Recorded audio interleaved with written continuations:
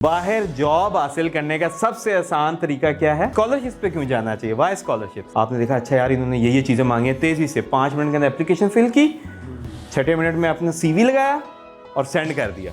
बताएं क्या होगा? गर्ल्स हमें मैसेज कर कह रहे थे सर मेरी 3.9 CGPA है, थोड़ी कम मैं हो जाएगा मेरा। बॉयज़ ये कह रहे होते हैं सर मेरा 2.1 है, मैंने वो बैग भी तैयार कर लिया। तो बस ये बताएं कहाँ जाना है? बेटा अगर आपकी CGPA 2 से लेकर 4 तक है तो आप स्कॉलरशिप पे जा सकते। चलें जी स्टार्ट करते हैं कुछ फॉर्मली। ये है थोड़ा सा लेक्चर है बड़ा एलोब्रेट किया हुआ मैंने, क्योंकि ताकि आप लोग इस लेक्चर के बाद ज़रूरत ना पड़े, आप खुद अप्लाई कर सकें। रीज़न क्या है? दोबारा मैं अपने बारे में जो बताऊंगा आगे भी कि बेटा इस वक्त अगर कोई पाकिस्तान में काम कर रहा है ना स्कॉलरशिप्स के ऊपर, या तो उसको मैंने ट्रेन किया हुआ डायरेक्टली या इनडायरेक्टली वो मेरे से ट्रेन हुआ हुआ है। ये हो ही नहीं सकता। स्कॉलरशिप पे खैर बंदे भी बड़े काम हैं, जो यूट्यूबर्स हैं वो तो पढ़ाया कंटेंट बता रहे हैं, चाहे वो बेगम हो चाहे कोई भी हो, नाम बेशक वो हमारा लेते रहें लेकिन स्टिल दे हैव बीन इस प्रोसेस के अंदर, क्योंकि जितने भी लोग हैं वो एक स्कॉलरशिप है। मैं अल्लाह की करम से पूरी उम्र स्कॉलरशिप से गुजरते हुए गए, हमारे साथ जितने दोस्त हैं हम गुजरते हुए गए, और उसी वजह से अभी आपको नज़र भी आएगी। एट द एंड मैं एक ज़रूर रीज़न बताऊंगा, वो आप लोगों ने अगर मुझे भूल जाए ज़रूर बतानी है कि वाई वी आर वर्किंग। ये बड़ा इंपॉर्टेंट पॉइंट है क्योंकि इससे कमा कोई भी नहीं रहे। हम ग्रुप है, हमारे ज्वाइन करने पे कोई पैसे तो नहीं ना लिए जाते, जो लोग ज्वाइन किए हुए जिन नहीं लेते ना, तो कमा कहाँ से रहे? कोई एडवर्टाइजमेंट नहीं होती, आप देख लें किसी की भी यूनिवर्सिटी की हम एडवर्टाइजमेंट नहीं करते, आप चेक कर लें। लोकल करते नहीं है ताकि हमारे ऊपर नाम ही ना आए। जो बाहर वाली हैं वो स्कॉलरशिप वाली हैं, भाई स्कॉलरशिप दोगे तो बच्चे ले जाओ, हमें क्या ज़रूरत है? तो सबसे पहले देखते हैं जी, कोई सवाल है स्कॉलरशिप्स होते क्या हैं, ये कोई बताना चाहिए, क्योंकि आज ये बड़ा अहम पॉइंट है और आपके सारे के सारे माइंड में से क्लियर करता हुआ जाऊंगा और आगे चीज़ें बताएंगे। बताइए जी क्या होते हैं स्कॉलरशिप्स? बताएं कोई भी जवाब, बेटा जवाब गलत भी हो सकते हैं, बताइए। आपको स्टाइपेंड दिया जाता है और फाइनेंशियली भी आपकी असिस्टेंस की जाती है। ठीक, और इसके अलावा भी डिफरेंट। ठीक है, और जी वहाँ की यूनिवर्सिटी हमें फाइनेंस देती है कि आप आके पढ़ें, हम आपको पैसे देंगे, ठीक है जी, पेमेंट। और जी वहाँ बाहर की यूनिवर्सिटी में अकोमोडेशन भी देती है, फूड वगैरह सारा वहाँ का जी बिल्कुल, वेरी गुड जी। आप बेटा ये स्कॉलरशिप्स दुनिया भर के अंदर बहुत ज़्यादा हैं, और ये होते क्या हैं कि ना सिर्फ आपको पढ़ने के पैसे देते हैं स्टाइपेंड, ये वो नहीं है कि जो आप सुनते हैं यूके की यूनिवर्सिटी, अच्छा जी हमने 30% डिस्काउंट दे दिया, अच्छा जी लें जी आप फीस देने आ रहे हैं 70% डिस्काउंट दे दिया और वो आ गया आपको वो 40,000 पाउंड जमा करवाने पड़ रहे हैं। तो वो आप कहते हैं अच्छा ये क्या चक्कर? तो ये जो पैसे आपको देते हैं वो इतने हाई होते हैं कि आप ईज़िली ना सिर्फ अपने आप को अफोर्ड करते हैं बल्कि ईज़िली अपने घर वालों को भी आप दे सकते हैं पैसे। तो ये स्कॉलरशिप इस तरह के, और यही बहुत ज़्यादा स्कॉलरशिप्स हैं बिलीव मी। इस वजह से मुझे बताते हुए मैं कुछ आज बताऊँगा एंड के ऊपर, लेकिन बिलीव मी वो कुछ तादाद है। हम आप ये अभी बताएंगे, सारी चीज़ें क्लियर हो जाएंगी। कुछ एजेंसीज़ होती हैं, गवर्नमेंट देती हैं, कुछ यूनिवर्सिटीज़ होती हैं, कुछ इदारे होते हैं, ये सारा आज क्लियर करेंगे। गवर्नमेंट लेवल पर इनके वो बहुत लिमिटेड है, लेकिन जो प्राइवेट है, जो बड़े-बड़े कंपनीज बेटा गवर्नमेंट लेवल पे बहुत ज़्यादा हैं, बहुत ज़्यादा हैं। इसकी रीज़न मैं बताता हूँ। जो कंपनी होती है ना वो अपना फ़ायदा देखती है। जब गवर्नमेंट आपको देती है ना कोई भी फॉर, वो फ़ायदा नहीं देखती, वो किसी वजह से दे रही होती है कि ये लोग आएंगे, तो they are huge in number, समझें। ये उनके अपनी एक गेम। अगर अमेरिका हमारे ऊपर पैसे लगाता तो वो कहता है कि बजाय इसके कि मैं कंपनी को अलाउ करूँ, हम खुद देते हैं ताकि लोग हमें समझें कि अच्छा यार हमारे ऊपर पैसा खर्च करें। ये ह्यूमन वैल्यूज़ बनाते हैं लोग, बड़े बड़े मुल्क। तो आपने देखेगा, मैं आज मैं थोड़े से लिस्ट के अंदर आपको शो करूंगा, आप कहेंगे यार गवर्नमेंट हमें सबसे ज़्यादा इस वक्त जो है जो मिलता है वो गवर्नमेंट से मिलता है, फॉरेन गवर्नमेंट्स जो हमें देती हैं, और उसका सबसे बड़ा फ़ायदा होता है उन लोगों को जो अनकॉमन मेजर्स होते हैं, वो आगे नज़र आएंगे। अनकॉमन मैं उसको कहता हूँ बेटा, जो एक होता है कॉमन मेजर्स, साइंसेज, टेक्नोलॉजी, जिसकी वजह से बड़े ज़्यादा स्कॉलरशिप्स आते हैं और दुनिया आगे की तरफ जा रही है। तो ये, लेकिन ऑब्वियसली देयर अनकॉमन मेजर्स जैसा मैनेजमेंट साइंसेज, आर्ट्स और इस तरह के जो फील्ड्स हैं उनके, तो अनकॉमन मेजर्स सब ज़्यादा अफोर्ड करते हैं गवर्नमेंट वाले। लेकिन हम आगे इसको डिटेल से बात करेंगे। Let's go through. सर्च कहाँ करने चाहिए? वेबसाइटें बताएं जी जल्दी से, अपनी आपने कुछ बताइए जल्दी से, जो भी हैं। स्कॉलरशिप कौन है पता है? कॉर्नर वाला, इसको कई दफ़ा तो हमने ब्लॉक करवाया। ये खुद पता है किस पर गया हुआ? ये जो फवाद है ना, किस पर पूछिएगा सबसे ज़्यादा, अगर वो कोई किसी डरता मेरे से ही कहता। ये जब स्टार्ट हुआ था ये सिर्फ टेक्सला से इसने मैकेनिकल इंजीनियरिंग की है और सिर्फ अब घूमता फिरता है। इससे पूछे मास्टर्स किया जो पीएचडी किया इसको पता है आइडिया क्या होता है, इसने अभी तक बैचलर्स किया। इसके टीचर्स को हमने कहा था और बताएं बेस्ट, मैं बता रहा हूँ एक एक बंदे को मैं जानता हूँ, चाहे वो अपॉर्चुनिटीज़ कॉर्नर वाले हों चाहे स्कॉलरशिप कॉर्नर, जितने बड़े के बड़े वेबसाइट हैं। जब हम स्टार्ट होते हैं आपको अंदाज़ा हो जाएगा स्टार्ट कब से, कुछ अंदाज़ा हो, सिर्फ ये बताने के लिए ताकि आपको अहमियत का अंदाज़ा हो और आपको पता हो जो बंदा बात करने आए और आपको लोग बताएंगे। परसों मैं गया था यूनिवर्सिटी ऑफ लाहौर, तो वहाँ लेक्चर था, उन्होंने कहा कि हमें उम्मीद नहीं थी कि आप आ जाएंगे, लेकिन लेट्स सी। तो ये बड़ा इंपॉर्टेंट है, आप इसको समझें और अंदाज़ा होगा कि है क्या चीज़। जी कुछ फ़न फैक्ट्स हैं जी। पहले ग्रीक वर्ड से स्टार्ट हुआ था जिसका मतलब लिव्स एट ईज़, लेकिन नॉर्मली होता नहीं। उस वक्त वाईफाई नहीं होता था, आसान होती एप्लीकेशनें लिखना, लेकिन मुश्किल भी होता था क्योंकि तख्तियों पे लिखना पड़ता था। अब आपने ऑनलाइन पढ़ना होता तो जब अपने आप को बेशक हीरो बना लें, कोई इशू नहीं है। तो let's see going through forward. ये जी मैं हूँ, स्कॉलरशिप्स के पैसे इतने से आई डिड माई, मुझे जो शौक़ था sky diving, and this is the SSG training, और I have train the special services group. वो ऑलरेडी बहुत ट्रेंड है, but this is the thing. ये विंग सूट होता है, यू वेयर इट, आपने कुछ वीडियोस देखी होंगी, they wear the wing suit, they fly in the air. ये बड़ा स्पेसिफिक होता है और ये आफ्टर ट्रेनिंग, ये विद HEC प्रीवियस चेयरमैन, और ये गिविंग द लेक्चर्स। ये पैसे इतने ज़्यादा थे कि मैं या तो पायलट बन जाता या खुद पायलट की तरह उड़ना शुरू करता। तो आई स्टार्टेड स्काई डाइविंग और कुछ इस तरह के। तो मुझे जो शौक़ थे, तो जी असिस्टेंट प्रोफेसर मैं फास्ट के अंदर। लोग मुझे कहाँ से जानते हैं बेटा, जब याहू ग्रुप्स होते थे 2008-9 में हम एक्टिव हुए उसके ऊपर। उस वक्त मकसद सिर्फ एक होता था, स्कॉलरशिप्स का इतना अंदाज़ा नहीं था, मकसद सिर्फ एक होता था कि जो जॉब्स आती हैं वो लोगों को क्या कहते हैं, एक जो जॉब्स एडवर्टाइज़ हो रही हैं एक जगह से उठाएं और दूसरी जगह पोस्ट करना शुरू कर। सिंपली ऐसे स्टार्ट किया। उसको ऑर्किड होता था, बहुत यूज़ करते थे। याहू ग्रुप्स नज़र आए, कुछ फ़ायदा में 7 फेस एक ग्रुप होता था, पुराने लोग जानते हैं, और पाक ग्रिड होते थे, हमने उनको करना शुरू किया। तो 2008-9 से ये काम स्टार्ट। 9 के अंदर मैं ख़ुद बाहर गया फिर वहाँ से साउथ कोरिया, और वहाँ से हमने नेटवर्क बनाना शुरू किया। हमें नज़र आया, नज़र कैसे आया, हम बाहर गए तो हमें बड़ा एक मसला नज़र आया।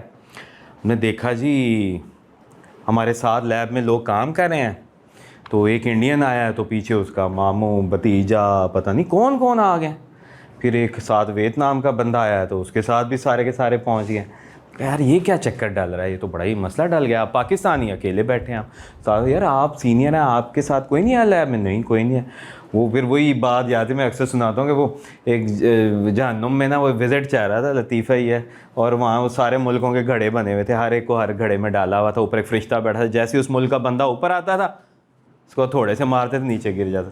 तो बंदे वो जो विज़िट कर रहे थे उन्होंने देखा कि एक पाकिस्तानियों का भी घड़ा है और उसके ऊपर कोई फरिश्ता नहीं बैठा। वो कहते वो भाई ये क्या हो गया, कहीं छुट्टी पर है ये फरिश्ता, कहाँ गया? वो कहते जी क्या हो गया कि ये, कहता नहीं छुट्टी पर नहीं है। कहता है कि फिर तो बड़े अच्छे अपना अजाब सह रहे हैं, नीचे ऊपर ही नहीं आते। कहता नहीं नहीं ये आते हैं ऊपर, लेकिन खुद नीचे से टांग खींच के इनको गिरा देते हैं, तो अपने लिए आप ही काफ़ी। तो ये हमने बहुत ज़्यादा देखा। तो दैट वाज द रीज़न कि ये बहुत ज़्यादा नज़र आया कि आप खुद तो खुश हैं, मुल्क के अंदर हालात ऐसे हैं, और आप जानते हैं उस हालात 2009-10 में ऐसे थे कि हमें बड़ा नज़र आया। तो हमने क्या किया कि हमने फिर नेटवर्क बनना स्टार्ट किया। सो ये बहुत इंपॉर्टेंट था कि हमने क्या किया। फर्स्ट बड़ी इंपॉर्टेंट बात है, हमारे पास स्कॉलरशिप नेटवर्क का पेज था। वी हैव द पेज, ये पीछे हमारे पास 2010 में पेज था। उसको मैं कोरियन अलमनाई को बना रहा था, उसको PS से मैं उस वक्त बना था, स्टूडेंट एसोसिएशन पाकिस्तानी, जो इस वक्त मोस्ट स्ट्रॉन्ग एसोसिएशन है इस वक्त कोरिया में पाकिस्तानियों की। So I was the first general secretary. तो उस वक्त मैं वो बनाया था, उन्होंने मुझे दोस्त ने देखा, ही न्यूजीलैंड होते हैं, उन्होंने कहा कि आप आ जाएँ। पेज था और लोग ग्रुप से पेज पर आते हैं और हम पेज से ग्रुप पर आए थे। रीज़न सिर्फ ये था कि अपॉर्चुनिटीज़ को क्लोज़ किया जाए। बड़ा ही इंपॉर्टेंट फैक्ट। क्लोज़ करने से क्या हो रहा था, हमने कहा सिर्फ और सिर्फ पाकिस्तानी को, चाहे किसी भी मज़हब से, किसी भी मसलक से, लेकिन होने वो पाकिस्तानी चाहिए। बहुत सारे रीज़न्स थे, अभी भी रीज़न वही है कि हम पहले ख़ुद मजबूत हो जाएं। पहले आप अपने आप को मजबूत करते हैं, फिर आप दूसरी हेल्प करते हैं। कभी जहाज़ में ट्रैवल करें तो पहले कहा जाता है कि पहले जब हवा का प्रेशर कम हो, नीचे गिरे तो पहले खुद सांस है। इसकी वजह आप अपने बच्चे को बचा रहे हैं, आप खुद बेहोश होकर गिरे हुए। आग लगी हुई है, आपसे खुद सांस लिए जा रहा, आप कूद गए हैं तो आप नुकसान कर रहे हैं उसका भी जो आप बचाने आ रहे हैं। तो पहले खुद को संभालें फिर अगले को। तो हम खुद संभलना चाहते थे, फिर तो हमने ये 2012 में ग्रुप बनाया। उस वक्त देख लें कोई ई कॉमर्स वाले कोई और नहीं थे, वी स्टार्टेड द होप। देखें, अगर होप नहीं है तो एवरीथिंग विल बी लॉस्ट। अगर उम्मीद नहीं है तो हमने उस वक्त से उम्मीद देना शुरू की। और क्या था जी, तो हमने जब स्टार्ट किया, 8 लाख मेंबर हैं जी हमारे ग्रुप के ऊपर। ये बड़ा इंपॉर्टेंट पॉइंट इसके अंदर ये है कि ये 8 लाख पाकिस्तानी हैं। ये लोग बड़ा कम जानते हैं कि हम इसके अंदर सबसे ज़्यादा जो हमारा वक्त सर्फ होता है वो इन लोगों की चेकिंग में सर्फ होता है कि सिर्फ़ और सिर्फ पाकिस्तानियों के, ताकि जो अपॉर्चुनिटीज़ हैं वो पाकिस्तानियों में रहें और ना जाए। हमने वेबिनार्स करना शुरू किए लोगों को। ये स्ट्रेटजी सिर्फ ये थी करीम और उबर जैसी। करीम और उबर में तो आपके पास गाड़ी है, आपने दूसरे को सर्विस दी और उसकी मंजिल तक पहुंचाया, लेकिन आपने क्या किया जी, पैसे उससे लिए। हमारा क्या था, उसको मंजिल तक पहुंचाना है लेकिन पैसे नहीं इन्वॉल्व हों।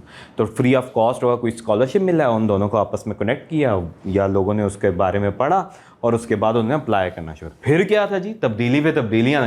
ताइवान लोग जाना शुरू हो गए। ताइवान, आप पता है, it's a very important country. आपको पता है अगर दुनिया के अंदर अगर अगली जंग होगी तो किस मुल्क की वजह से होगी?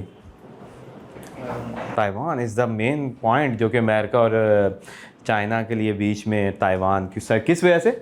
सेमीकंडक्टर की वजह से, जो आपकी चिप इंडस्ट्री है। तो ताइवान इज़ द नंबर। और अगर अमेरिका का सदर किसी मुल्क से मानता है मदद, तो वो एक ही सरबराह है, मुल्क से नहीं, हेड से, उसके जो इसकी इंडस्ट्री का हेड है कि हमें हेल्प आउट करें। सो ताइवान की एम्बेसी पाकिस्तान में है ही नहीं, ड्यू टू चाइना हम खोल ही नहीं सकते। लोग इस वक्त बहुत ज़्यादा ताइवान में पढ़ रहे हैं। इसी तरह एस्टोनिया की एम्बेसी नहीं है, फिर ऑस्ट्रेलिया की, फिर एरास्मस की हम देखेंगे स्कॉलरशिप के बाद। क्लोज सर्कल, पर्सनल रेफरेंसेस पे उठाना शुरू किए। लास्ट ईयर मुझे एक दोस्त था बड़ा अच्छा, और वी हेल्प्ड हिम। उसकी कॉल आई कि हम ना बच्चे रखना चाहते हैं। मारी क्यूरी एक आगे स्कॉलरशिप के बारे में बहुत बड़ा होता है, स्कॉलरशिप बहुत हाईली पेड है। वो हमें कहता है कि सर, जो मारी क्यूरी स्कॉलरशिप्स के लिए मैं कंपनी की साइड से हूँ, ड्राइवर लेस ट्रक चलाने हैं, ट्रक जो बगैर ड्राइवर्स के चलेंगे रोड्स पे स्वीडन की कंपनी की साइड से। जो बच्चे आप हमें कहेंगे हम उनको रख लेंगे। पाकिस्तानी ओपनली नहीं कह सकते क्योंकि वो कहते हैं ये बाइसनेस हो रही है।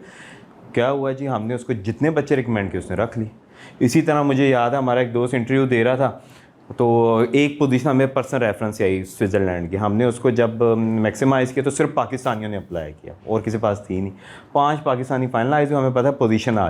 तो प्रोफेसर ने उसे कहा, बेटा आपको ना मैं 5000 यूरो दूंगा। उसने कहा ओके। उसने कहा I will give you 5000 euros. उसने कहा ओके। कहता do you know how much 5000 euro per month? कहता ओह सॉरी, थैंक यू। तो बेटा इस तरह के स्कॉलरशिप्स होते हैं कि ये पर्सनल रेफरेंस। क्यों? प्रोफेसर को काम करने के लिए बंदे चाहिए होते हैं स्किलफुल, और वो क्या करते हैं, वो रेफरेंस बेस पे इस वजह से चलते हैं कि जारी बात है ओपन पे उठाना वो बाद में ठीक ना निकले। एक बंदा काम लैब में पहले कर रहा है, अगर वो रेफरेंस देता है कि अच्छा मेरे पास एक काम करने वाला बंदा मौजूद है, उसको प्रेफर कर। इसी तरह अगर आपके घर कोई बंदे काम करते हो या कोई घर काम के लिए बुलाया बंदा, वो अच्छा काम करता हो, आप कहेंगे यार तुम्हारा कोई जानने वाला है। अगर तुम लकड़ी का काम करते हो, अच्छा यार ये कुछ काम है और घर का पड़ा हुआ, ये अगर कोई तुम्हारा जानने वाला है आप उसके ऊपर, इसकी बजाय कि आप मार्केट जाके नहीं ढूंढते कि अच्छा यार एक नया बंदा। तो क्या हुआ, हमने ये पर्सनल रेफरेंसेस से स्टार्ट किया और फिर इसके बाद क्या था, नेटवर्किंग वैसे तब्दीली आना शुरू हो गई and everything start changing. Open position और मैक्सिमाइज़ किया जाए क्लोज सर की वजह से सिर्फ पाकिस्तानियों के चांसेस को। मेन मकसद ये था कॉन्फिडेंस देना कि कॉन्फिडेंस हो, क्योंकि पाकिस्तानियों का एक अलहदा मसला है। इतने मुल्क के लोगों के साथ रहकर जो मुझे नज़र आया कि पाकिस्तानी एट द एंड कोशिश कर रहे होते हैं कि स्टिल कोई ना कोई फरिश्ता जो इधर कंधों वाला है वो आवाज़ देगा थोड़ी देर बाद और कहेगा हाँ भाई हो जाएगा, तुम्हारा अप्लाई कर। ये वाकई बहुत बड़ा है कि हम लास्ट स्टेप पे रुक जाते हैं। 90% स्टूडेंट्स लास्ट स्टेप पे रुक जाते हैं, यही सोच के कि यार हमारा तो होना ही नहीं है। और हमारा असल मकसद देखा, हम उनको दिखाएं ये लोग हैं जो जा सकते हैं। तो क्या था, हमने ये शुरू किया और कॉन्फिडेंस हम देते हैं कि भाई हम गेम हैं, ये लोग गेम हैं, तो आप भी जा सकते हैं जी। तो ये हमने स्टार्ट किया। ये बताना क्यों ज़रूरी है कि just start, it's a passion, it's a thought. और एंड पे आप पूछ सकते हैं इसके बारे में और भी। तो अचीवमेंट्स क्या थी, बड़े important. That was one of the test cases Erasmus. सुना हुआ नाम इसका? है बहुत सोने सुना हुआ है। अच्छा, ये बेटा एरास्मस को पाकिस्तान में पिलाने वाले हम। ये हमने 2016 में मैंने स्टार्ट किया था एरास्मस को 2016 में, और हमारी ये टेस्ट केस है। और every year I go to HEC।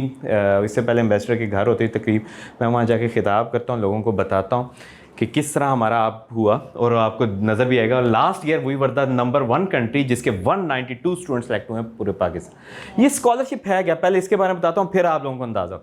बेटा एरास्मस स्कॉलरशिप यूरोप का मास्टर का स्कॉलरशिप है।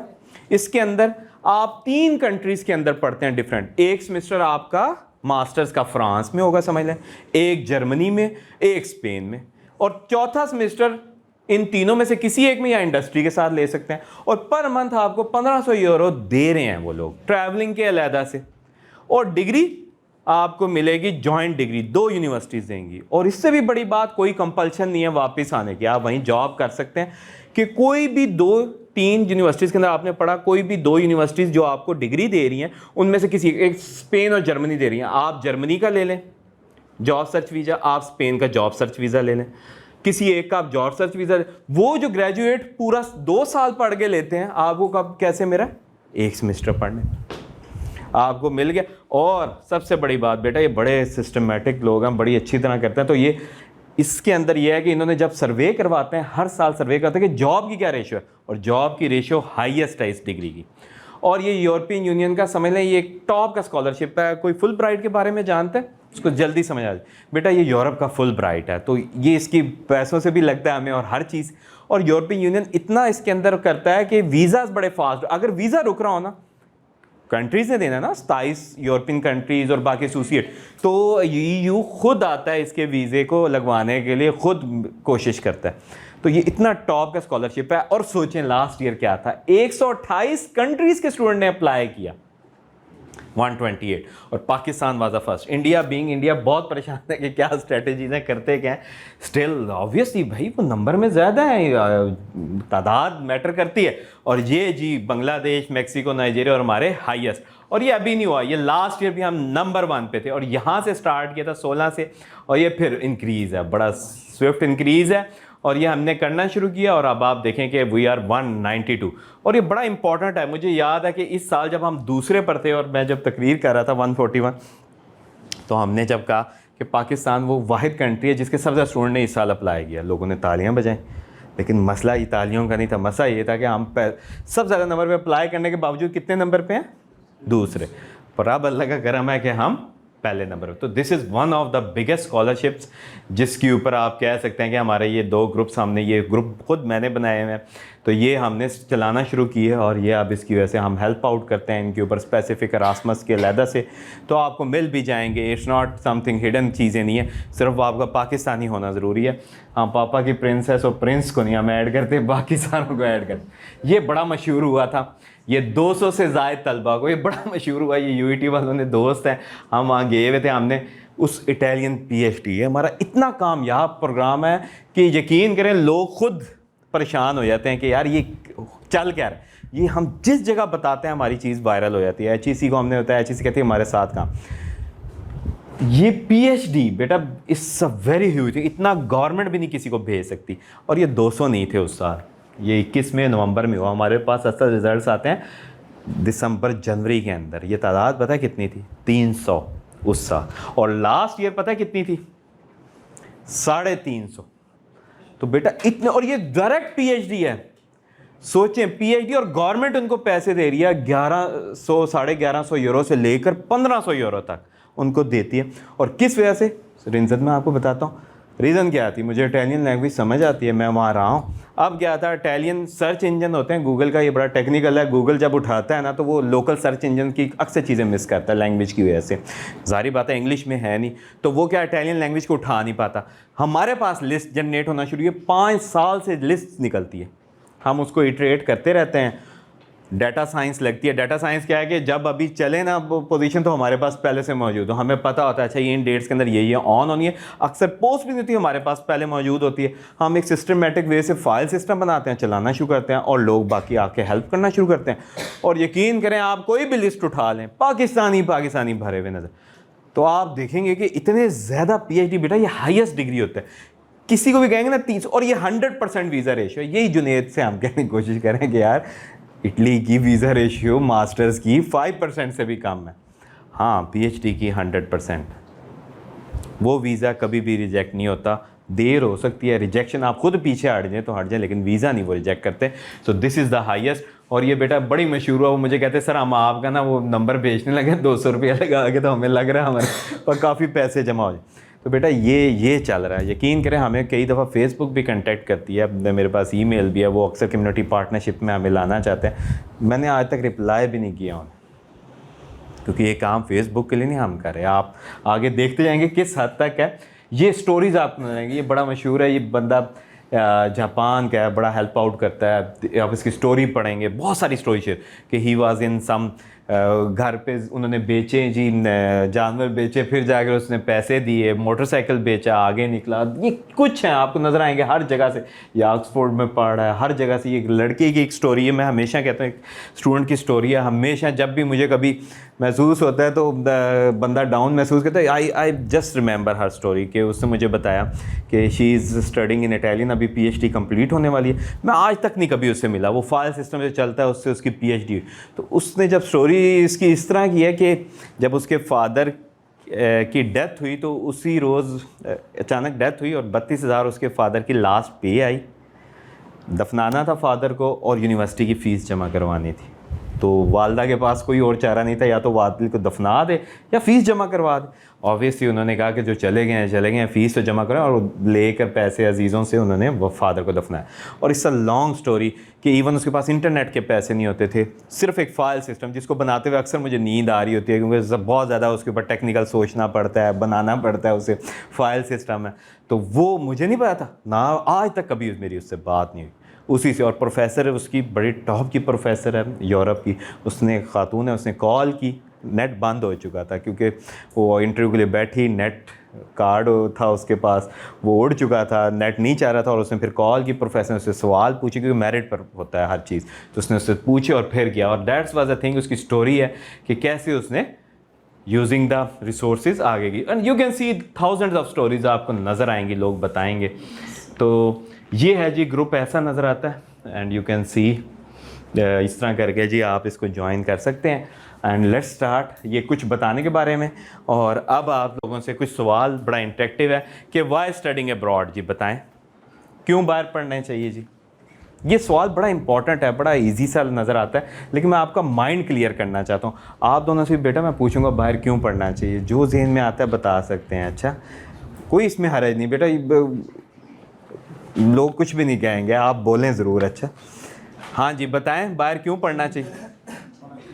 Actually, they make the student creative, not crammers. Here in Pakistan, trend is that they make student cramming. अच्छा। Even PhD जो कर रहे हैं, वो भी पेपर याद करें, कुछ नहीं इनके पास है, वो सिर्फ क्रैमिंग करवा रहे हैं हमारे। अच्छा, आप सिस्टम से तंग हैं पाकिस्तान के, ठीक है जी। और जी ये कुछ मेरे पास पम्फलेट से मैंने वो दिए हैं, अरासमस के पढ़े हुए थे। अपॉर्चुनिटीज ज़्यादा हैं, उसको अवेल करना चाहिए। अपॉर्चुनिटीज ज़्यादा। और जी कोई बताना चाहे। रिसोर्सेज नहीं है पाकिस्तान में। रिसोर्सेज नहीं है सर हमारे इधर रिसर्च तो है, वहाँ भी रिसर्च है, लेकिन सर वहाँ इम्प्लीमेंट बहुत होती है चीज़ें। हमारे इधर उस तरह की चीज़ें इम्प्लीमेंट नहीं होती। पॉलिसी मेकिंग होती है, पॉलिसी इम्प्लीमेंटेशन यूनिवर्सिटी में बहुत रिसर्च चीज़ होती हैं, उधर भी होती है, लेकिन सर उनको रिसर्च का इम्प्लीमेंट होना नज़र आता है। ठीक है जी, सिर्फ गूगल पर भी रिसर्च चीज़ पढ़ी है, लेकिन इम्प्लीमेंट नहीं होती नज़र आ रही है। ठीक है जी। और कोई बताना। Visit 27 countries without visa. अच्छा जी, ये भी अच्छी रीज़न है। Explore new things and earning अच्छा। एंड मेरिट सिस्टम जो है जो का पाकिस्तान से अच्छा है, तो इस वजह अच्छा अच्छा। और जी जैसे PhD आपकी रिसर्च वर्क के लिए जारी बात है जो सूझ चाहिए होती है, जब हम इस तरह की स्कॉलरशिप के थ्रू जाते हैं तो हम पढ़ाई हाँ, यहाँ वो वालदा वो कहती हैं ले आना भाई, हैं वो मेरी बेगम भी मुझे कहती है आप जा रहे हैं ना तो वापसी पे सब्जी लेते आना, काम भी और कोई ना सोचे हैं। फाइनेंशियल इश्यूज होते हैं यहाँ पे हम अच्छा ठीक, हाँ जी आप बताएं। सर डिग्री की वैल्यू वहाँ की ज़्यादा है। कल वैल्यू ज़्यादा मैं ये वॉलंटियर करने गई थी तो वहाँ पे ना एक US से आई हुई थी वापस। मैंने उनसे पूछा कि आपने बैचलर्स किया हुआ है या मास्टर्स किया हुआ है। उन्होंने कहा हम तो सिर्फ बैचलर्स करने हैं तो हमें बहुत अच्छी जॉब मिल जाती है। यहाँ हाँ। अगर आप सिर्फ बैचलर्स करें आपको कोई पूछता भी नहीं। बिल्कुल जी, ये अच्छी बात है आप लोगों की कि आप अपने ही मुल्क में बैठ के अपने ही सिस्टम को बुरा कह रहे हैं, इस ओके। और अक्सर शुक्र है यूनिवर्सिटी में नहीं बैठे, वरना मैं जब बच्चों को पढ़ा रहा होता हूँ तो मेरी बच्चे जब मैं उन्हें पढ़ा कर आता हूँ मैं कहता हूँ बेटा आज जो स्कॉलरशिप का लेक्चर है सामने बैठो, कहते हैं सर एजुकेशन अच्छी नहीं है तो मैं ही पढ़ा रहा हूँ। तो मैं उन्हें कहता हूँ कि बेटा अभी तो मैं पढ़ा कर आए और आप मेरे ही मुँह पे कह रहे हैं एजुकेशन अच्छी नहीं है। तो बिल्कुल जी, there are so many reasons. इसके अंदर अगर मेन रीज़न देखें बिल्कुल एक ये है कि आप एक यकसुई के साथ जो अभी बात करते हैं पढ़ सकते हैं, क्योंकि सारी बात है you are earning the money, आपको पैसों का मसला नहीं है। और वही घर पे कोई है नहीं कि अच्छा ये लेते आना वो लेते आना, अगर है भी सी आप अपनी फैमिली को लेंगे इट्स ओके, क्योंकि सिस्टमेटिक जो सिस्टम है वो बड़े सिस्टमेटिक हैं, आपको इतना मसले की बात नहीं है, चल रहे हैं यहाँ ये मसला नहीं है। अच्छा परेशानी से कॉल करें ये वो, मतलब गर्ल्स के बारे में यह है कि जब मेरी सिस्टर ने जाना था, बड़ी सिस्टर ने, तो मेरी वालदा ने कहा बेटा परेशानी होती है पाकिस्तान, वो बाहर जाकर कैसे रहेगी, तो मैंने कहा अम्मा मुझे पाकिस्तान में ज़्यादा परेशानी होती है सिस्टर की बाहर होते हुए वो बाहर चली, कम से कम मुझे ये तो पता है कि इंसाफ ज़रूर है, और ये नहीं कि बच जाए कोई बंदा, there will be a camera watching हैं। हम भी तो आजकल नेकी इसी वजह से ही करते हैं, कैमरा देख रहे हैं ना तो उठाए ना कोई चीज़ें हैं, तो ये बात बिल्कुल है। तो कई चीज़ें आपको नज़र आती हैं जी बिल्कुल, लेकिन कुछ क्लियर करने के लिए अच्छा लगता है जी सीवी पर वही वाली आइडियाज़ एक्सचेंज होते हैं, ग्लोबल माइंडसेट बनता है। यही वाली बात कि अगर आपकी यूनिवर्सिटी में बेटा कोई बच्चा पढ़ रहा हो सिंध से है वह कोई बलोचिस्तान से है, कहते हैं अच्छा यार ये बंदे सख्त बोलते हैं हमें बर्दाश्त करना है। हो सकता है कोई बंदा नरम बोलता हो, कहते हैं अच्छा इनका तरीक़ाकार ये है, ये बहुत ही आराम से करते हैं। कोई बंदा किसी और प्रोविंस से आया तो आप समझते हैं और अपने अंदर बर्दाश्त पे, तो ये डाइवर्सिटी हमेशा रिक्वायर होती है। ये अगर आपके साथ पढ़े हो, मुख्तलिफ़ सूबों से लोग पढ़े हो, तो आप कहते हैं यार अच्छा दे टॉक लाइक दैट, वो दिल के अच्छे हैं, किसी की बात अच्छी ना लगे, आप सख्त हो तो आप अगले की बर्दाश्त करते हैं, बात अगला सख्त हो तो ये बर्दाश्त करते हैं। तो ये चीज़ बड़ी होती है जी ग्लोबल लेवल ऑफ स्टडीज़ अच्छा है, स्किल डेवलप होते हैं, गेटिंग जॉब्स अब्रॉड, ये बड़ा इंपॉर्टेंट पॉइंट। बाहर जॉब हासिल करने का सबसे आसान तरीका क्या है? डंकी नहीं है क्या है? स्कॉलरशिप्स। मैं आपको बताता हूँ कैसे, ये समझिएगा इस बात। ये मैं सऊदी अरब और यूएई वगैरह के लिए नहीं कह रहा, यूरोप और यूएस के अंदर अगर आपने जॉब पर जाना है ना, तो बेटा ये शॉर्टेस्ट वे इस तरह है कि अगर आपने बैचलर्स की है और आप कहते हैं जी मैं जॉब करना चाहता हूँ, कोई भी डिग्री है, तो आपने अप्लाई किया, कंपनी ने आपको रखना है वहाँ से, एक भी ABC कंपनियाँ यूएस से आपको उठाने लगी। अब वो कंपनी क्या करेगी? आपका वीज़ा इशू करवाना है। अब वो अपने यूरोप की है या यूएस की, सेम प्रोसीजर, मैं बड़े इन ममालिक की बात, वो क्या करेंगे, वो अपने गवर्नमेंट को कहेंगे कि हमारे पास इस डिग्री का कोई बंदा मौजूद नहीं था। फॉर एग्जाम्पल बेटा आपकी क्या डिग्री है? Bachelors computer science. कंप्यूटर। वो कहेंगे जी हमारे पास कंप्यूटर साइंस का बंदा ही नहीं मौजूद, आप मुझे बताएं ऐसा क्लेम कर सकते हैं? गवर्नमेंट ये थोड़ी चाहती है आप बाहर से वो कहेंगे यार तुम्हारे पास इतनी यूनिवर्सिटियाँ अपनी लोकेलिटी के अंदर और साथ वाले प्रोविंस और उससे आगे, तो आप उनसे क्यों नहीं लेते? तो ये वीज़ा की सेम या इसी तरह की होती है वर्डिंग कि दे हैव टू आस्क कि हमें ये वाला वीज़ा चाहिए जॉब का। अब मुझे बताएं उनके नहीं है, उन्होंने ज़रूर इस तरह करना, तो वो आपको नहीं बुला सकते। सिर्फ और सिर्फ एक्सपीरियंस बेस पे होता है कि अच्छा वो किसी का शो करवाता है, अच्छा ये 10 साल का 5 साल का एक्सपीरियंस है तो ये बच्चे को हम लाना चाहते हैं, तो वो फिर क्या होता है उसको ले आ सकते। या आप तो एक्सपीरियंस तो है नहीं, आप तो फ्रेश हैं, तो आप वहाँ जाएँ भाई लीगल तरीके से स्कॉलरशिप लें उनसे और वहाँ जाकर पढ़ें। वहाँ जब पढ़ेंगे तो आपको क्या वो ब्रेन ड्रेन वो नहीं करना चाहते, हम तो चाह रहे हैं ब्रेन ड्रेन हो, तो वो क्या वो ब्रेन ड्रेन नहीं करना चाहते, वो कहेंगे कि आपको जॉब सर्च वीज़ा देते हैं, आप वहाँ जॉब हासिल करें। तो देखिए 2 साल के अंदर ना सिर्फ आपने अपना लेवल हाई किया बल्कि जॉब, अभी जो आप बात कह रही थी वही वाली बात कि आपकी वैल्यू ऑफ डिग्री भी होगी और आप इसके बाद जॉब ली। तो देखिए लीगल तरीके से बेहतरीन तरीके से आपने अपने आप को अपग्रेड किया और जॉब हासिल कर ली। ये किसका बता रहा हूँ? यूरोप और यूएस। बेटा किसी भी इनके वीज़े का आप पूछें, जॉब वीज़ा वहाँ से निकल कर आता है, स्टूडेंट वीज़ा आप अप्लाई करते हैं लेकिन जॉब वीज़ा वहाँ से सेंड किया जाता है। हमेशा वो कंपनी वो लोकेलिटी सेंड करती है, तो हमेशा जो लीगल तरीका है तो ये कल्चरल एक्सचेंजेस, आप डिफरेंट लोगों से मिलेंगे। इंडिपेंडेंस, हमें बड़ा शौक़ होता है कि भाई इंडिपेंडेंट हो, यहाँ वालदैन हमें हर बात पे हाँ भाई बेटा ये वो हैं, तो आप कहते हैं नहीं अब हम इंडिपेंडेंट।